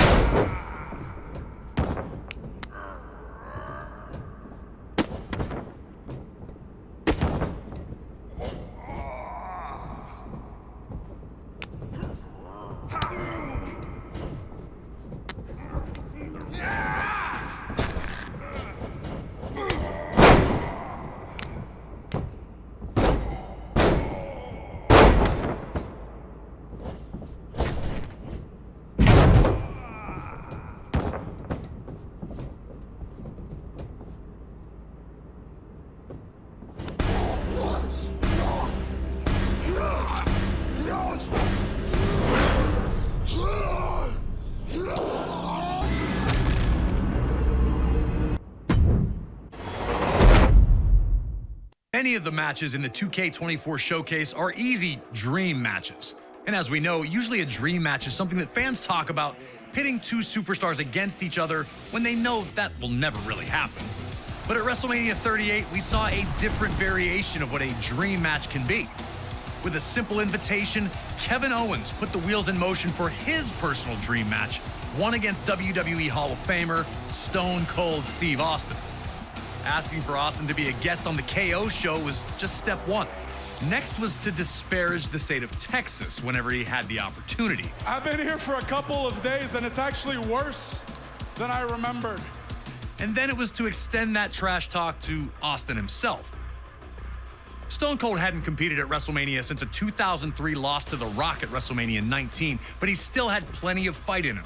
With WrestleMania 38 taking place in Texas, Austin knew that he had to show up and hit Kevin Owens with whatever he needed to shut his mouth. Whether that was one Stone Cold Stunner or 15, it didn't matter to WWE's toughest SOB. We were able to sit down with Kevin Owens to talk about how this all came together. It was pretty surreal when the video aired of him accepting the challenge. You know, him driving out in the middle of the desert on his four-wheeler or whatever you want to call it, and then hearing him answer me directly and saying, Stone Cold Steve Austin is going to open up one last can of whoop ass on you, Kevin Owens. That threat made me so excited. I was so pumped. Career highlight for sure to have Stone Cold Steve Austin cut a promo on me. As far as WrestleManias go, I think the match with Stone Cold takes the cake as the top spot. Stunner! Before I started using the stunner, I'd asked him for permission and advice. I don't know that he told me every secret, to be honest. His stunner is the best, because mine didn't keep him down, but his kept me down, so he's onto something.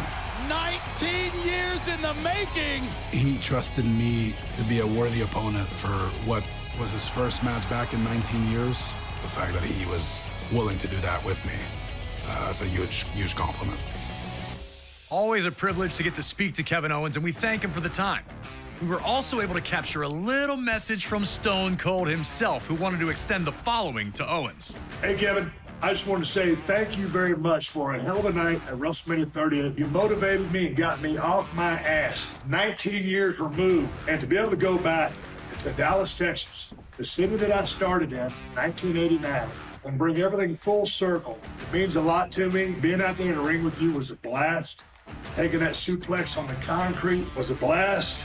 Kevin Owens, you're awesome. Steve, I appreciate that more than you'll ever know. And now that we're cool, maybe next time we could share a beer with, I have a can in my hand, you have a can in yours, instead of you just taking a swig and spitting it in my face and mouth.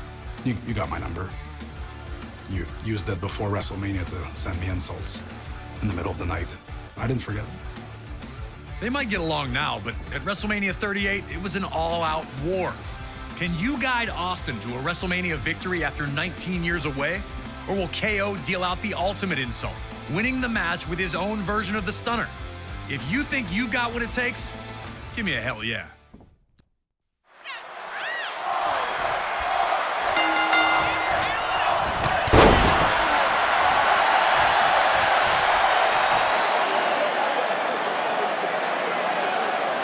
Stone Cold said he was coming to open one last can of whoop-ass on KO inside out, giving Austin a chance to take a quick beverage break. Instant refreshment. It had been 19 years since Steve Austin competed in a WrestleMania ring, but he looked as good as he ever had once the fight started. If anything, it seemed like KO had really forgotten who he was dealing with.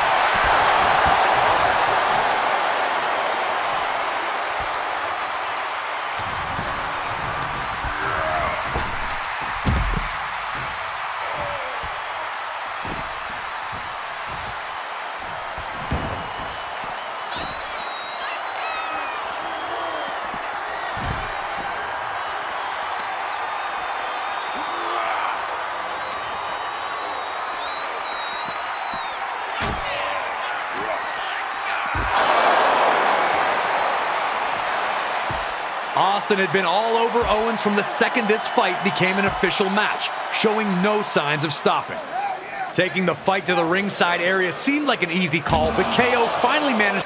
But somehow, Austin was able to reverse the momentum and send Owens crashing through the table instead. KO wanted to bring the table into this, and now he was paying the very physical price.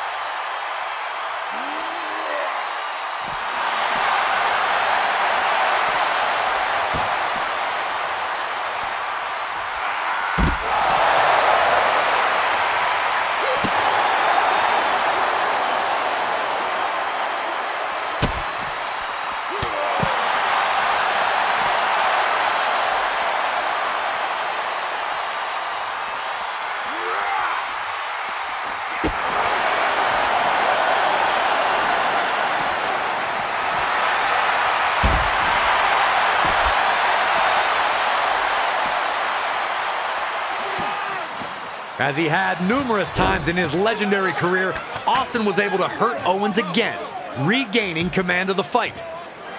With KO dazed, Austin threw him onto the announce table. Remember, Owens had tried and failed to use a table earlier, so now Austin wanted to turn. Austin's plan had to bring this back in the ring. KO needed to turn the tide, and fast, or he was soon going to find himself on the losing end of this match he'd waited years to manifest. Perhaps getting a little too comfortable, Austin appeared to take his eye off the ball for a second. But that was all Kevin Owens needed to drop Austin with a hot shot and finally catch a breather from the constant onslaught. But instead of following up with devastating offense, KO looked to commit his dismantling of Kevin Owens. We've seen a lot of things from Steve Austin at WrestleMania, but opening a can in this location was brand new.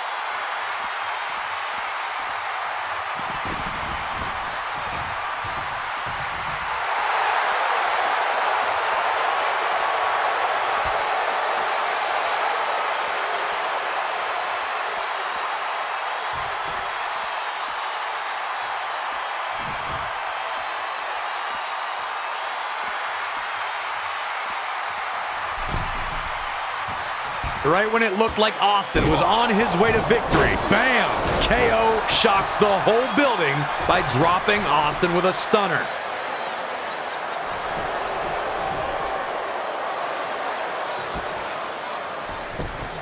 To hit himself with the chair. Another humiliation in a series of them on this night for Owens. Could it be time for the Stone Cold Stunner?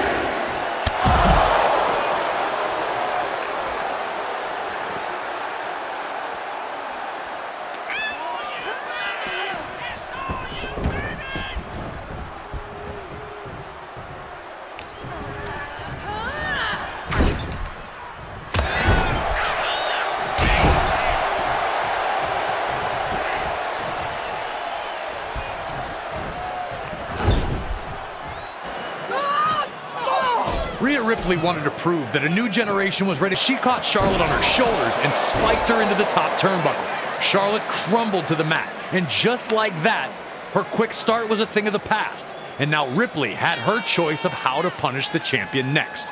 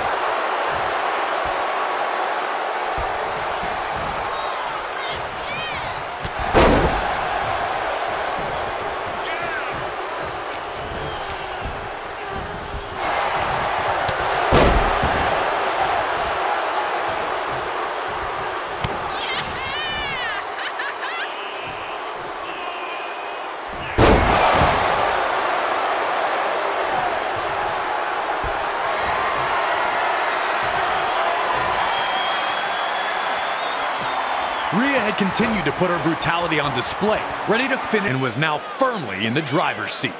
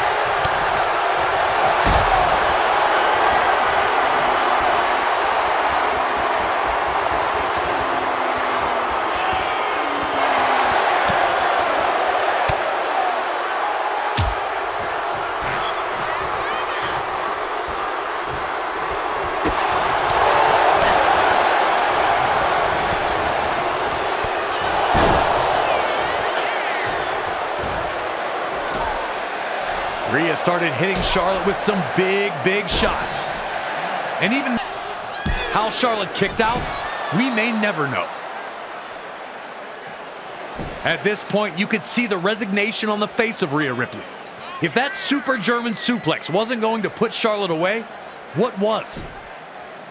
But you can't give up in moments like these. This is where Rhea was going to show us exactly what she was made of.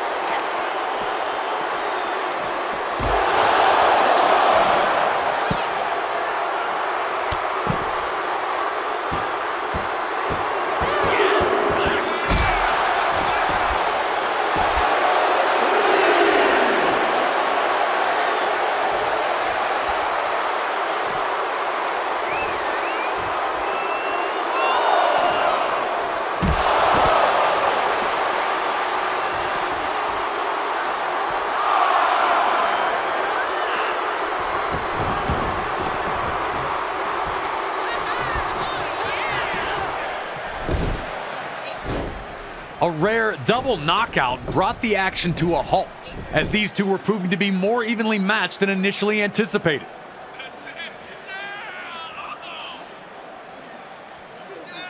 But it was Charlotte who appeared to be the fresher competitor, getting to her feet first. And then nearly... Rhea Ripley looked lost for the first time in the contest. Was Charlotte's refusal to just stay down starting to affect Rhea's confidence? But now wasn't the time to panic. That's what Charlotte Flair wanted from Ripley.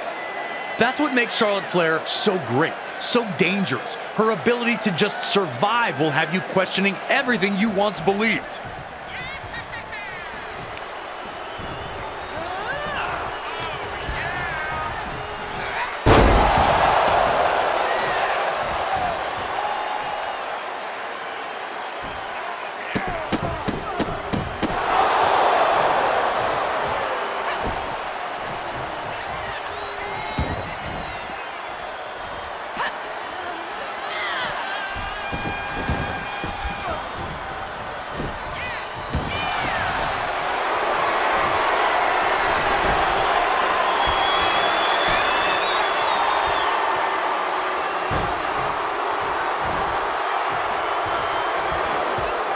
Rhea and Charlotte both wore the effects of the battle. Now, Mommy was leaving with the SmackDown Women's Gold. Hours later on night 2, it would be time for the women of Raw to have their opportunity. With two of the most dominant women in WWE history looking to collide, it was now time for Raw Women's Champion, the EST of WWE, Bianca Belair, to defend against the Empress of Tomorrow, Asuka. Bianca's rise in WWE had been meteoric. After a successful run in NXT, she joined the main roster at WrestleMania 36, and 1 year later would capture the SmackDown Women's Championship in the Night 1 main event of WrestleMania 37. She'd lose to Becky Lynch at SummerSlam 2021, but the two would have their rematch at WrestleMania 38. This time, however, Becky was the Raw Women's Champion after being drafted from SmackDown, which would lead to her relinquishing the SmackDown Women's Championship in exchange for Raw's version. And this time, it was Bianca emerging victorious. Belair's reign would see victories over former women's champions Becky, Bayley, and Alexa Bliss. Truly in her element, no one has been able to find an answer for Bianca Belair, which is what made the world of sports entertainment buzz in anticipation when Asuka emerged from the 2023 Elimination Chamber as the winner, guaranteeing a meeting with Raw's women's champion at WrestleMania 39. When it comes to accomplishments, Asuka has left no stone unturned. NXT Women's Champion, Women's Tag Team Champion, winner of the 2018 Women's Royal Rumble, winner of the 2020 Women's Money in the Bank, held both the Raw and SmackDown Women's Championships, and of course, her initial undefeated run of 914 days to start her WWE career. Asuka had returned at the 2023 Royal Rumble sporting a new look, seemingly dialing into something even more sinister than her punishing norms. She didn't win that night, but rebounded nicely the next month at Elimination Chamber, securing the meeting with Belair. Would Bianca's strength and athleticism be enough to survive Asuka's submission and kicks? Could Asuka find a way to stop a prime champion who seems unstoppable? Or would Asuka find herself as just the latest former champion to fall victim to Belair's KOD? These were the questions on the minds of the members of the WWE Universe. If you're going to defeat Asuka, it's going to take everything that the EST has in her arsenal. The power advantage is there, and if the KOD connects, it's lights out. But swing for the stars against Asuka and miss? Then it's the mist. You're on your own, against the wall, but we all know that even with the pressure building, you will never fall.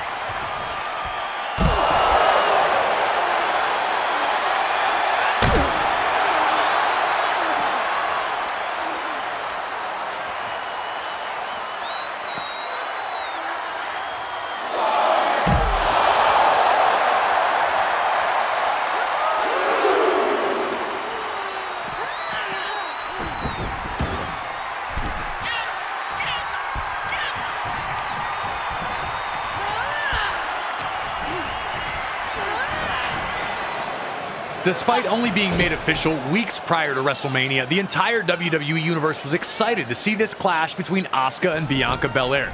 Asuka looked to take control, sidestepping and muscling Asuka over the top rope and crashing hard to the mat. If Asuka was going to win that night, she'd have to avoid letting Bianca get a hold of her.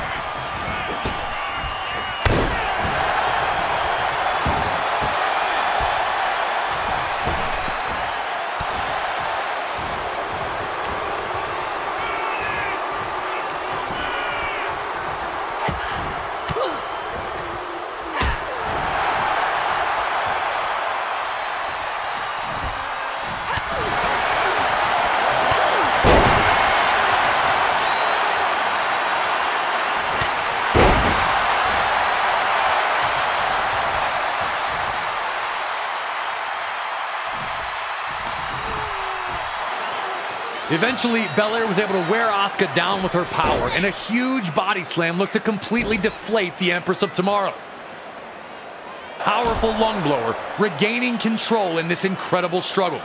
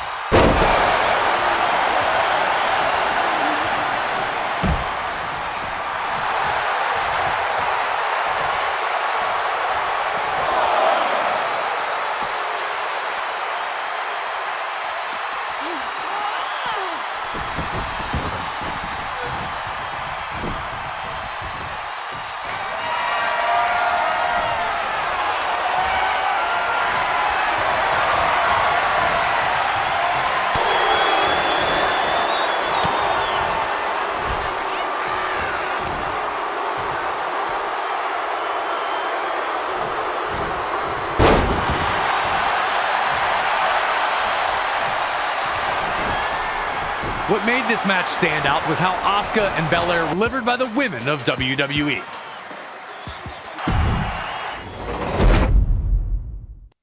For our final WrestleMania match in the Showcase of the Immortals, we go to the main event of Night 2 of WrestleMania 39, with Roman Reigns looking to extend a near 950-day reign by defending his undisputed WWE Universal Championship against Cody Rhodes. Reigns had captured the WWE Universal Championship at Payback 2020, defeating any and all challengers. He then upped the stakes at WrestleMania 38 when he defeated Brock Lesnar for the WWE Championship in another winner-takes-all matchup, thus creating the undisputed WWE Universal Championship. With the Bloodline watching his back at all times, Reigns would always find a way to escape his matches still champion. Cody Rhodes had made his triumphant return at WrestleMania 38, appearing as Seth Rollins' mystery opponent and earning a big win. Unfortunately, an injury would take him out of action, but not before an incredibly gutsy performance in Hell in a Cell that saw him defeat Rollins again. At the 2023 Royal Rumble, Reigns would defeat Kevin Owens in a brutal matchup, while Cody Rhodes would make his return to action and win the Rumble match, setting up the WrestleMania main event. Cody had waited for years for this opportunity and swore that he would do everything to finally finish the story and capture the championship that had eluded the Rhodes family. Whoa. Hold on a second here. What's going on? Oh, hey, Cody. Don't hey Cody me, Graves. Is 2K pulling a prank on me? Really? I mean, I'm honored to be on the cover and you guys didn't include Stardust, so thanks for that. But this is really what we're doing? Cody, come on. It's literally the most recent match to ever take place at WrestleMania. And the good folks at 2K thought it was a fine way to wrap this up, and the match itself was pretty fantastic too. It was pretty fantastic, wasn't it? Fine. Look, if I learned anything from last year's 2K Showcase, it's that you have to face your losses. At WrestleMania 39, I lost to Roman Reigns. But Corey, I'm telling you, and I'm telling every member of the WWE Universe who plays 2K24, and that includes Roman Reigns, that the next time we do meet, nobody is going to save him, and I'll be the one getting his hand raised. Besides, you're still on the cover. And I'm thankful for that, Corey. Cody Rhodes attempts to finish the story against Roman Reigns at WrestleMania 39. There's still another chapter in this story, I promise you. But for now, we relive the most recent chapter.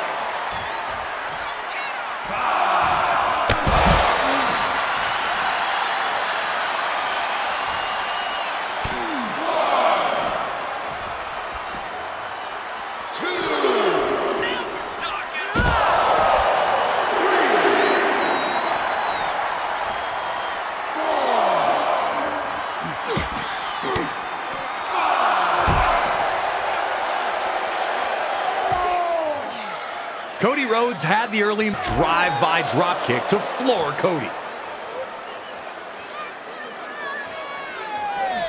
Reigns was primed to get back on the attack after the interference of Solo, looking to smash Cody Rhodes in front of the massive crowd.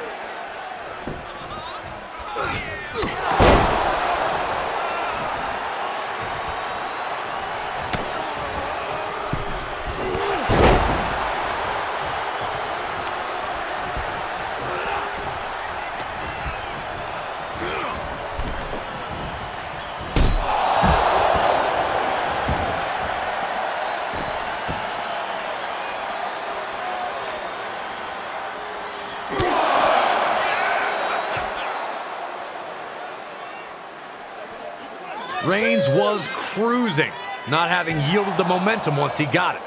But like Rhodes earlier, Roman would take a trip to ringside that would take his control away. In an instant, Roman's trajectory had changed drastically. It was all falling into place for Cody. Was this really it for the Tribal Chief?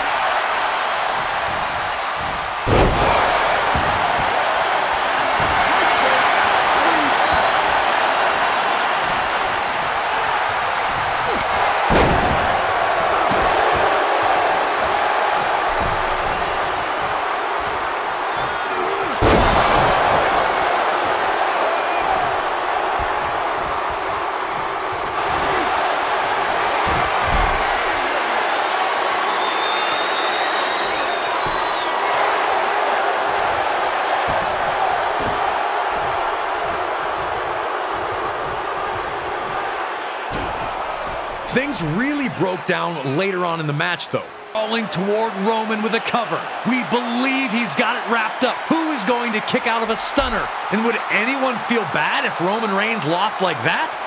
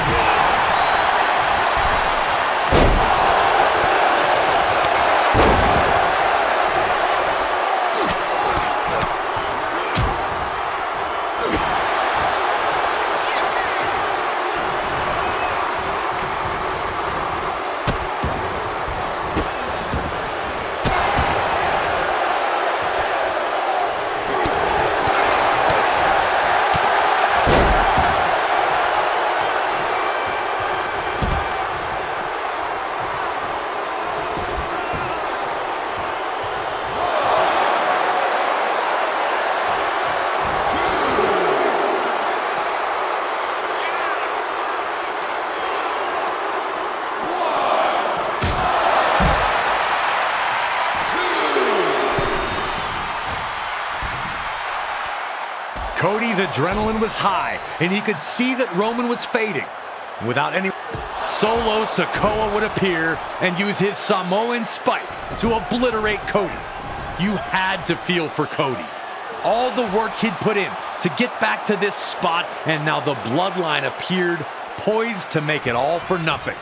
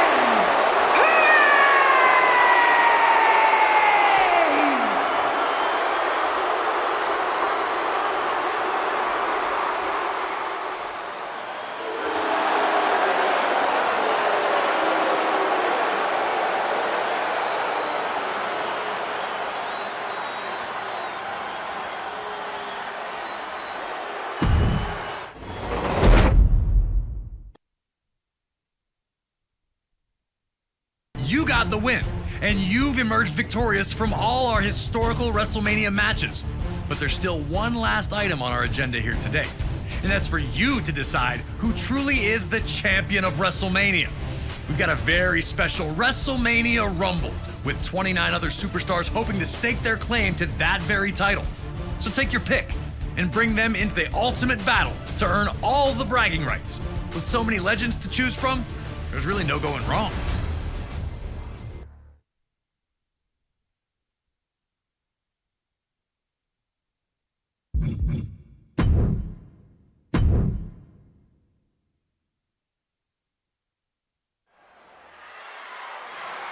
The following is a very special WrestleMania Rumble! The winner will be crowned the champion of WrestleMania!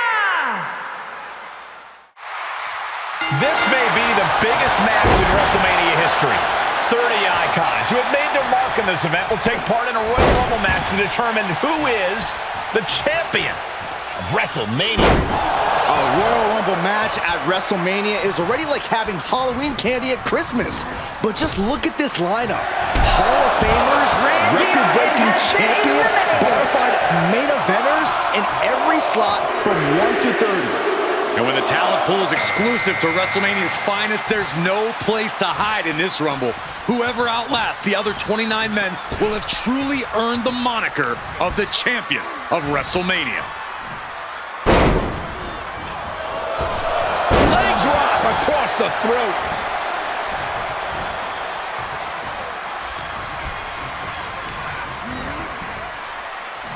Great wherewithal on the counter.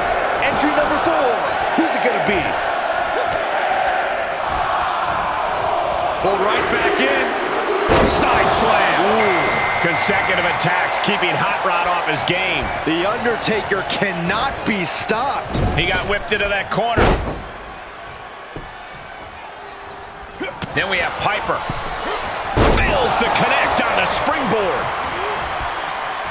Straight punch. Jarring.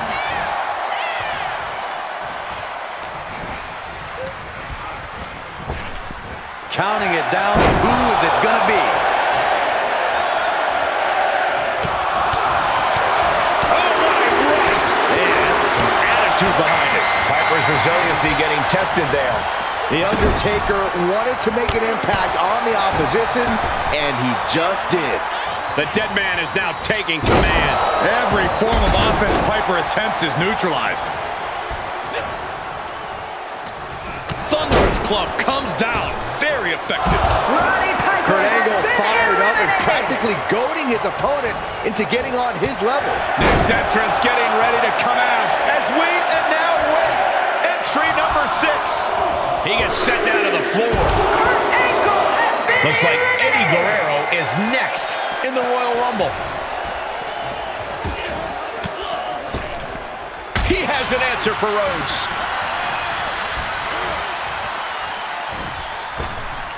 Yokes up their opponent. Sidewalk slam delivered. Undertaker tied up here. Uh-oh. Here we go. Oh, saw it coming.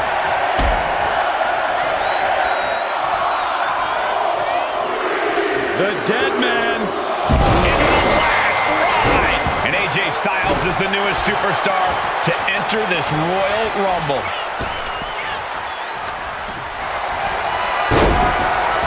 It cinched it. They're going to free the arm and does just that. Choke slam. Snap power slam. Who's it going to be, fellas?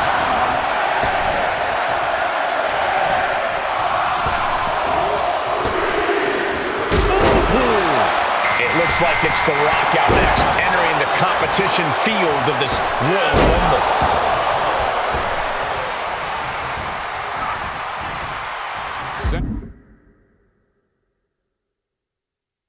Setting up an elimination here.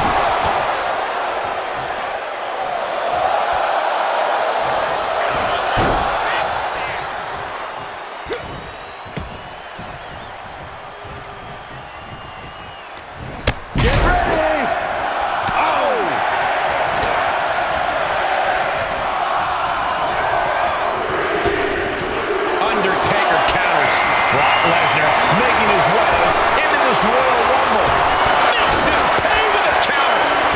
inside the ring. Nice drop kick.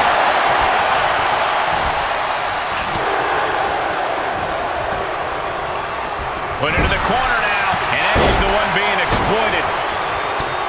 Trapped in the corner. We got a strike fest going on. Being treated like a heavy bag. Here we go. And talk about an impressive combination, guys. Oh, man, Ramon is ready to compete in this Royal Rumble. AJ Styles has been eliminated. And did you hear the impact of that? Tossing them aside.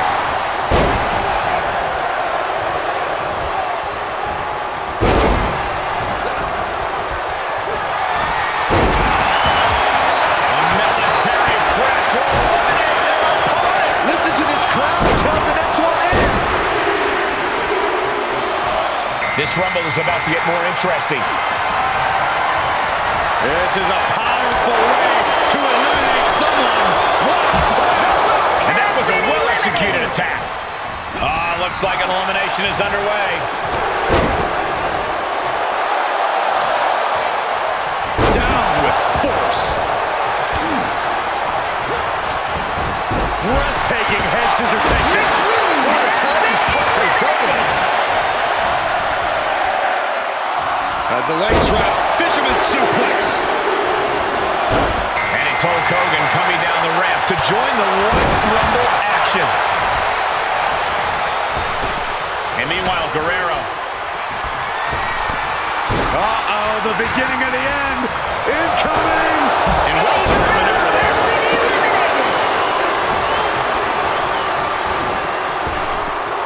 Looking for elimination here.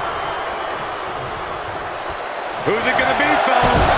To the midsection. We're in the final moments before number 13 enters the fray. And the pitch. Looks like it'll be Ultimate Warrior entering the Rumble next. Tossed with ease. And all eyes are on Razor now.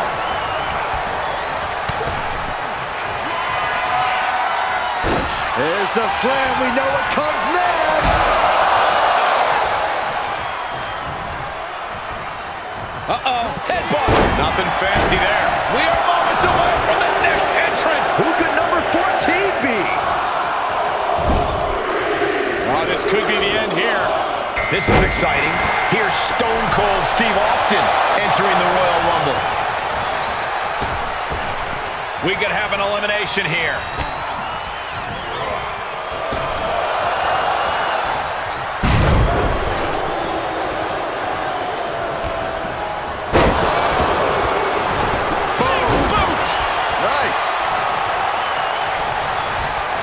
Who's this going to be? Got him set up in the corner of the ring. Heavy duty right hand. The Ulster with a body slam. We know what comes next. Now in his weapon. Scoop slam by Hogan. And here comes our patent. Oh, look at the squeeze. It's on like a vice grip. Oh, that just looks nasty. That was a hell of a maneuver there, guys. Oh, what a knee lift. Somebody better check his nose. Counting it down. Who is it going to be? Could very well get dumped out here. Dribbling down face first. And Triple H looking to win his third Royal Rumble. Owens was scouted there.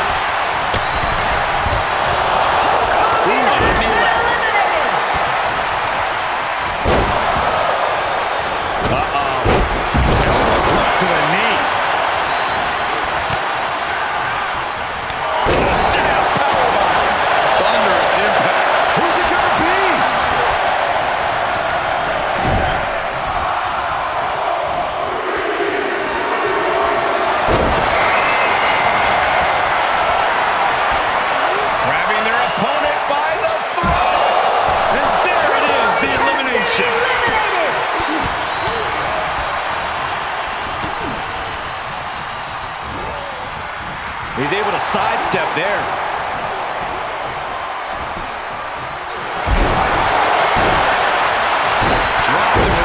shoulder tackle. We're moments. And that becomes a bad day at the office for Owens. Yeah, it's putting his intensity to work there. And here comes the winner of the 1994 Royal Rumble, Bret Hart. Getting ready to send one over.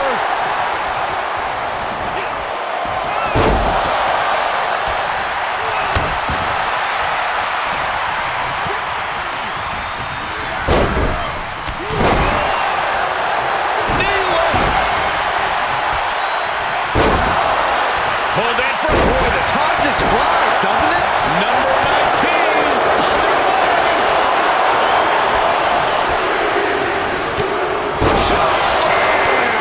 And it looks like Austin taking a gun and a stunner. Spiked.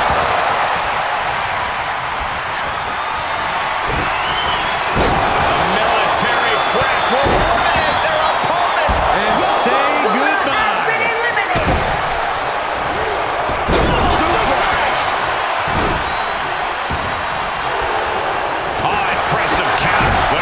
For wear in the corner now. Oh, uncorked a big punch.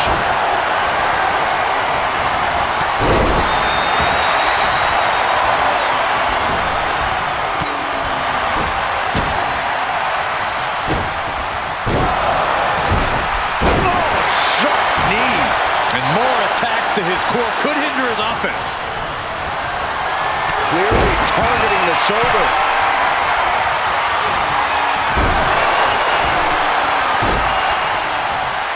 Had it scouted and met with a big elbow.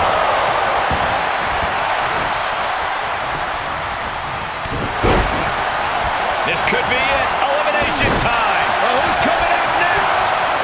Who is it? Guys, it's entry number 20.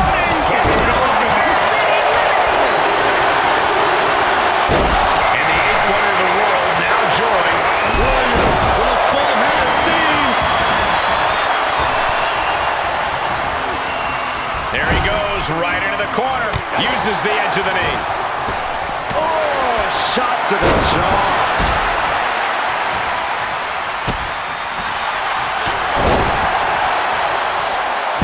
Down hard, the last ride.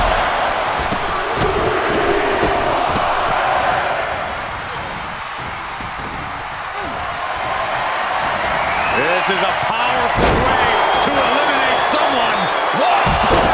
Andre the Giant has been eliminated!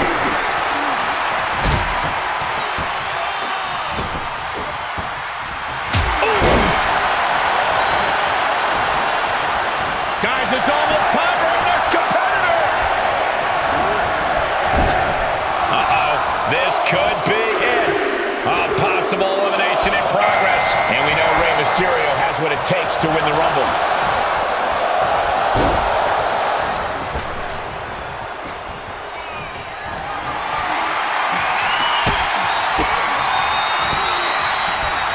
Grabbing their opponent by the throat. And there is the elimination. He's taking some good hits. Taker put that speed and power to lethal use. Made his opponent look worse for wear there. Who's going to enter next?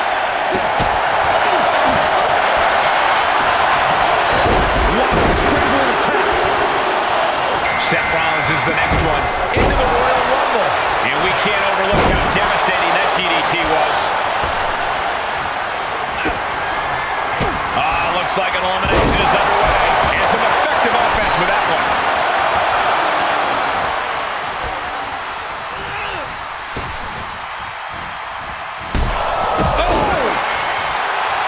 A polarizing response to the Hitman from the WWE Universe. We're about to get another one. Here we go with entry 23. Oh, this could be the end here. And we found out it's Drew McIntyre, who we know has a plan going into the Rumble. Down to Owen and a double axe handle smash. Knee right to the midsection. Warrior counters. Get ready. Big break. Austin. And then back to Austin. Ooh. damaging blow. And here comes the two-time Rumble winner, Shawn Michaels. Can he get number 3 tonight? What impact!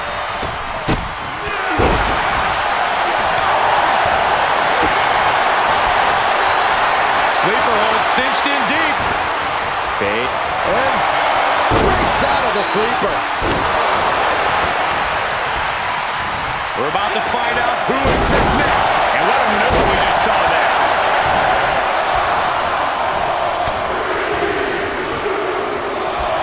It's time for Diesel to join the Rumble. Could this be his night? Warrior has been eliminated.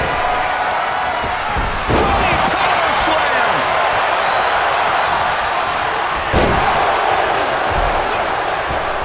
Look at this.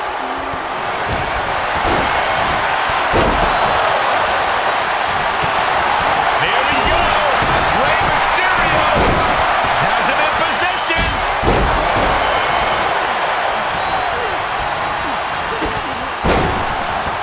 Going up. Uh-oh. Throwing down punches and counters out.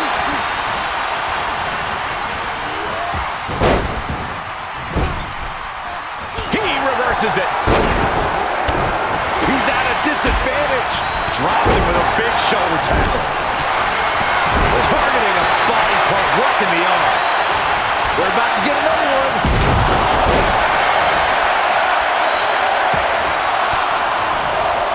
Elbow puts an end to that. Not so fast. Now it's Macho Man Randy Savage heading into the Royal Rumble.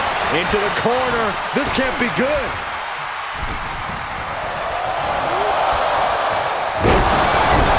Steve Austin has been eliminated. And it looks like his opponent managed to roadblock Diesel there. Yeah, is Drew already bringing the fight there?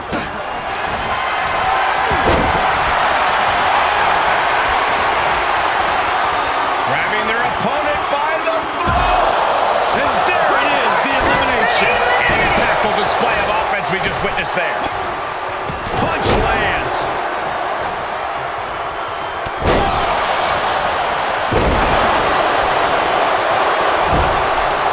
A possible elimination in progress.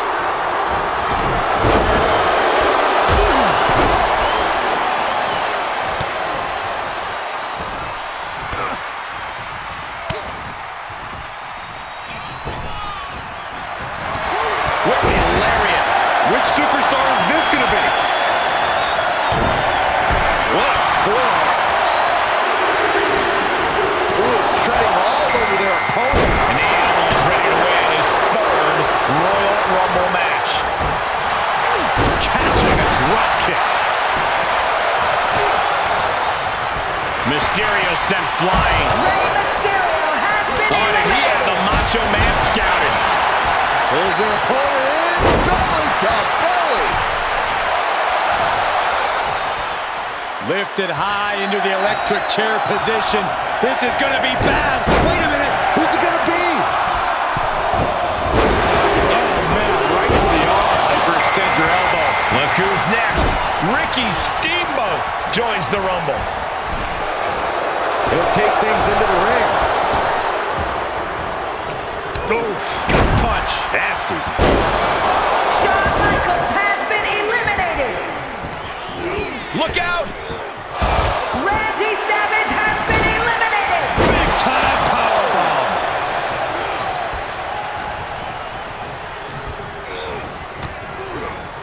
Oh, Bulldog! One-handed. Who's going to enter next? And he sends him into the corner. Grit your teeth.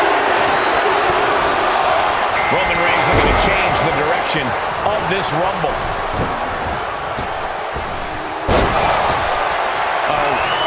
Oh no! Batista has been eliminated.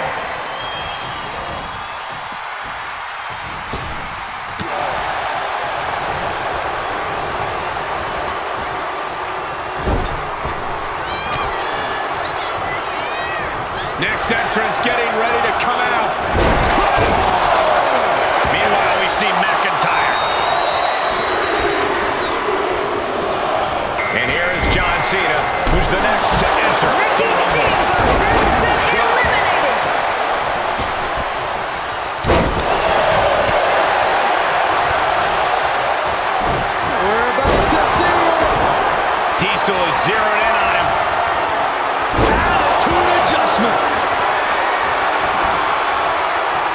reversal. Gonna hoist him up. Jackknife powerbomb. Face buster plants him. Ooh. Dodged right on cue. Ooh, tossed with the suplex.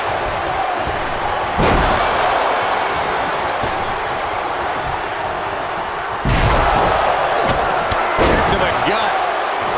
Oh, what a right. Oh my gosh, what impact. Big time powerbomb.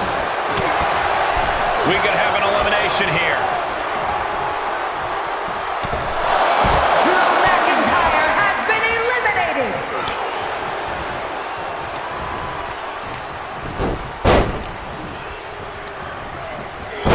Into the corner. Sharp knee.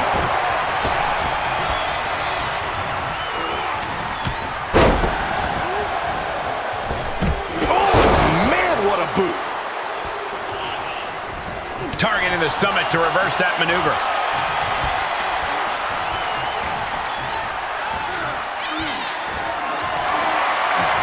Uh-oh.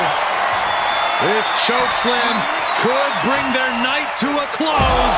Choke! These two have outlasted every other competitor, but which one will get the career-changing win?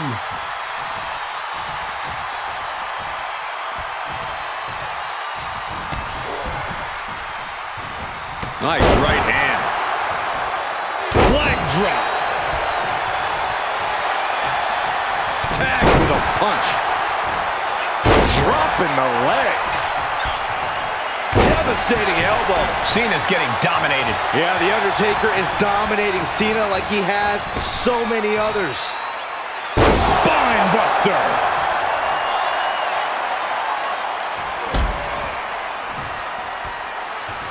Uh-oh, from way up high.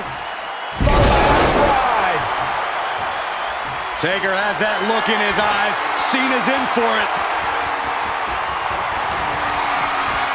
The Undertaker scoops him up. Tombstone.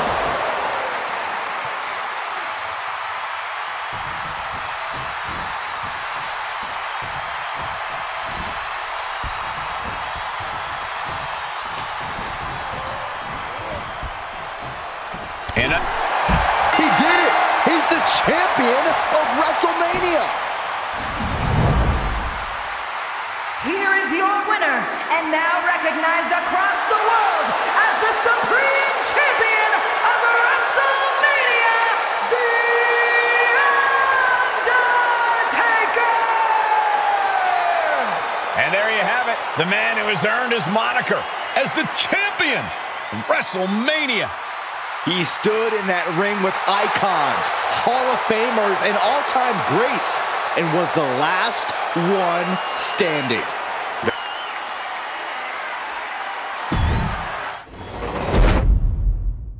For an event filled with historic performances, you may have just completed the most impressive. 21 victories against WWE's cream of the crop, reliving monumental moments of WrestleMania's past, and even crowning your own personal champion of WrestleMania. You conquered giants, ended streaks, and rewrote stories looking to be finished.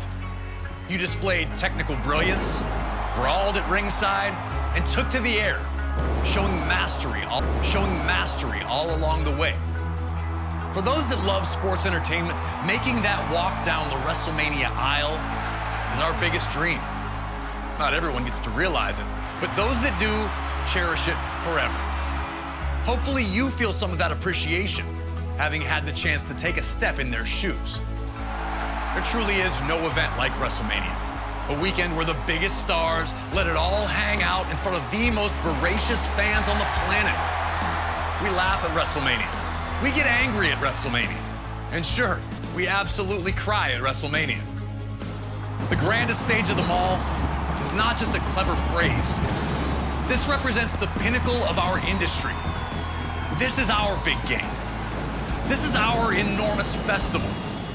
This is where we show the world that there is no one else that can do what we do. WrestleMania is where the biggest wins are earned, where the biggest memories are made. And this year, with WrestleMania 40,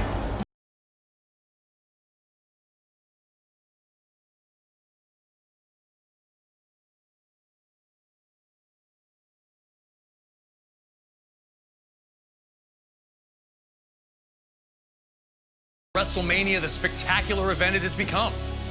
And thank you, above all else, for being a member of our beloved WWE Universe. I'm Corey Graves, and this has been one heck of a trip down memory lane. Man, I love WrestleMania.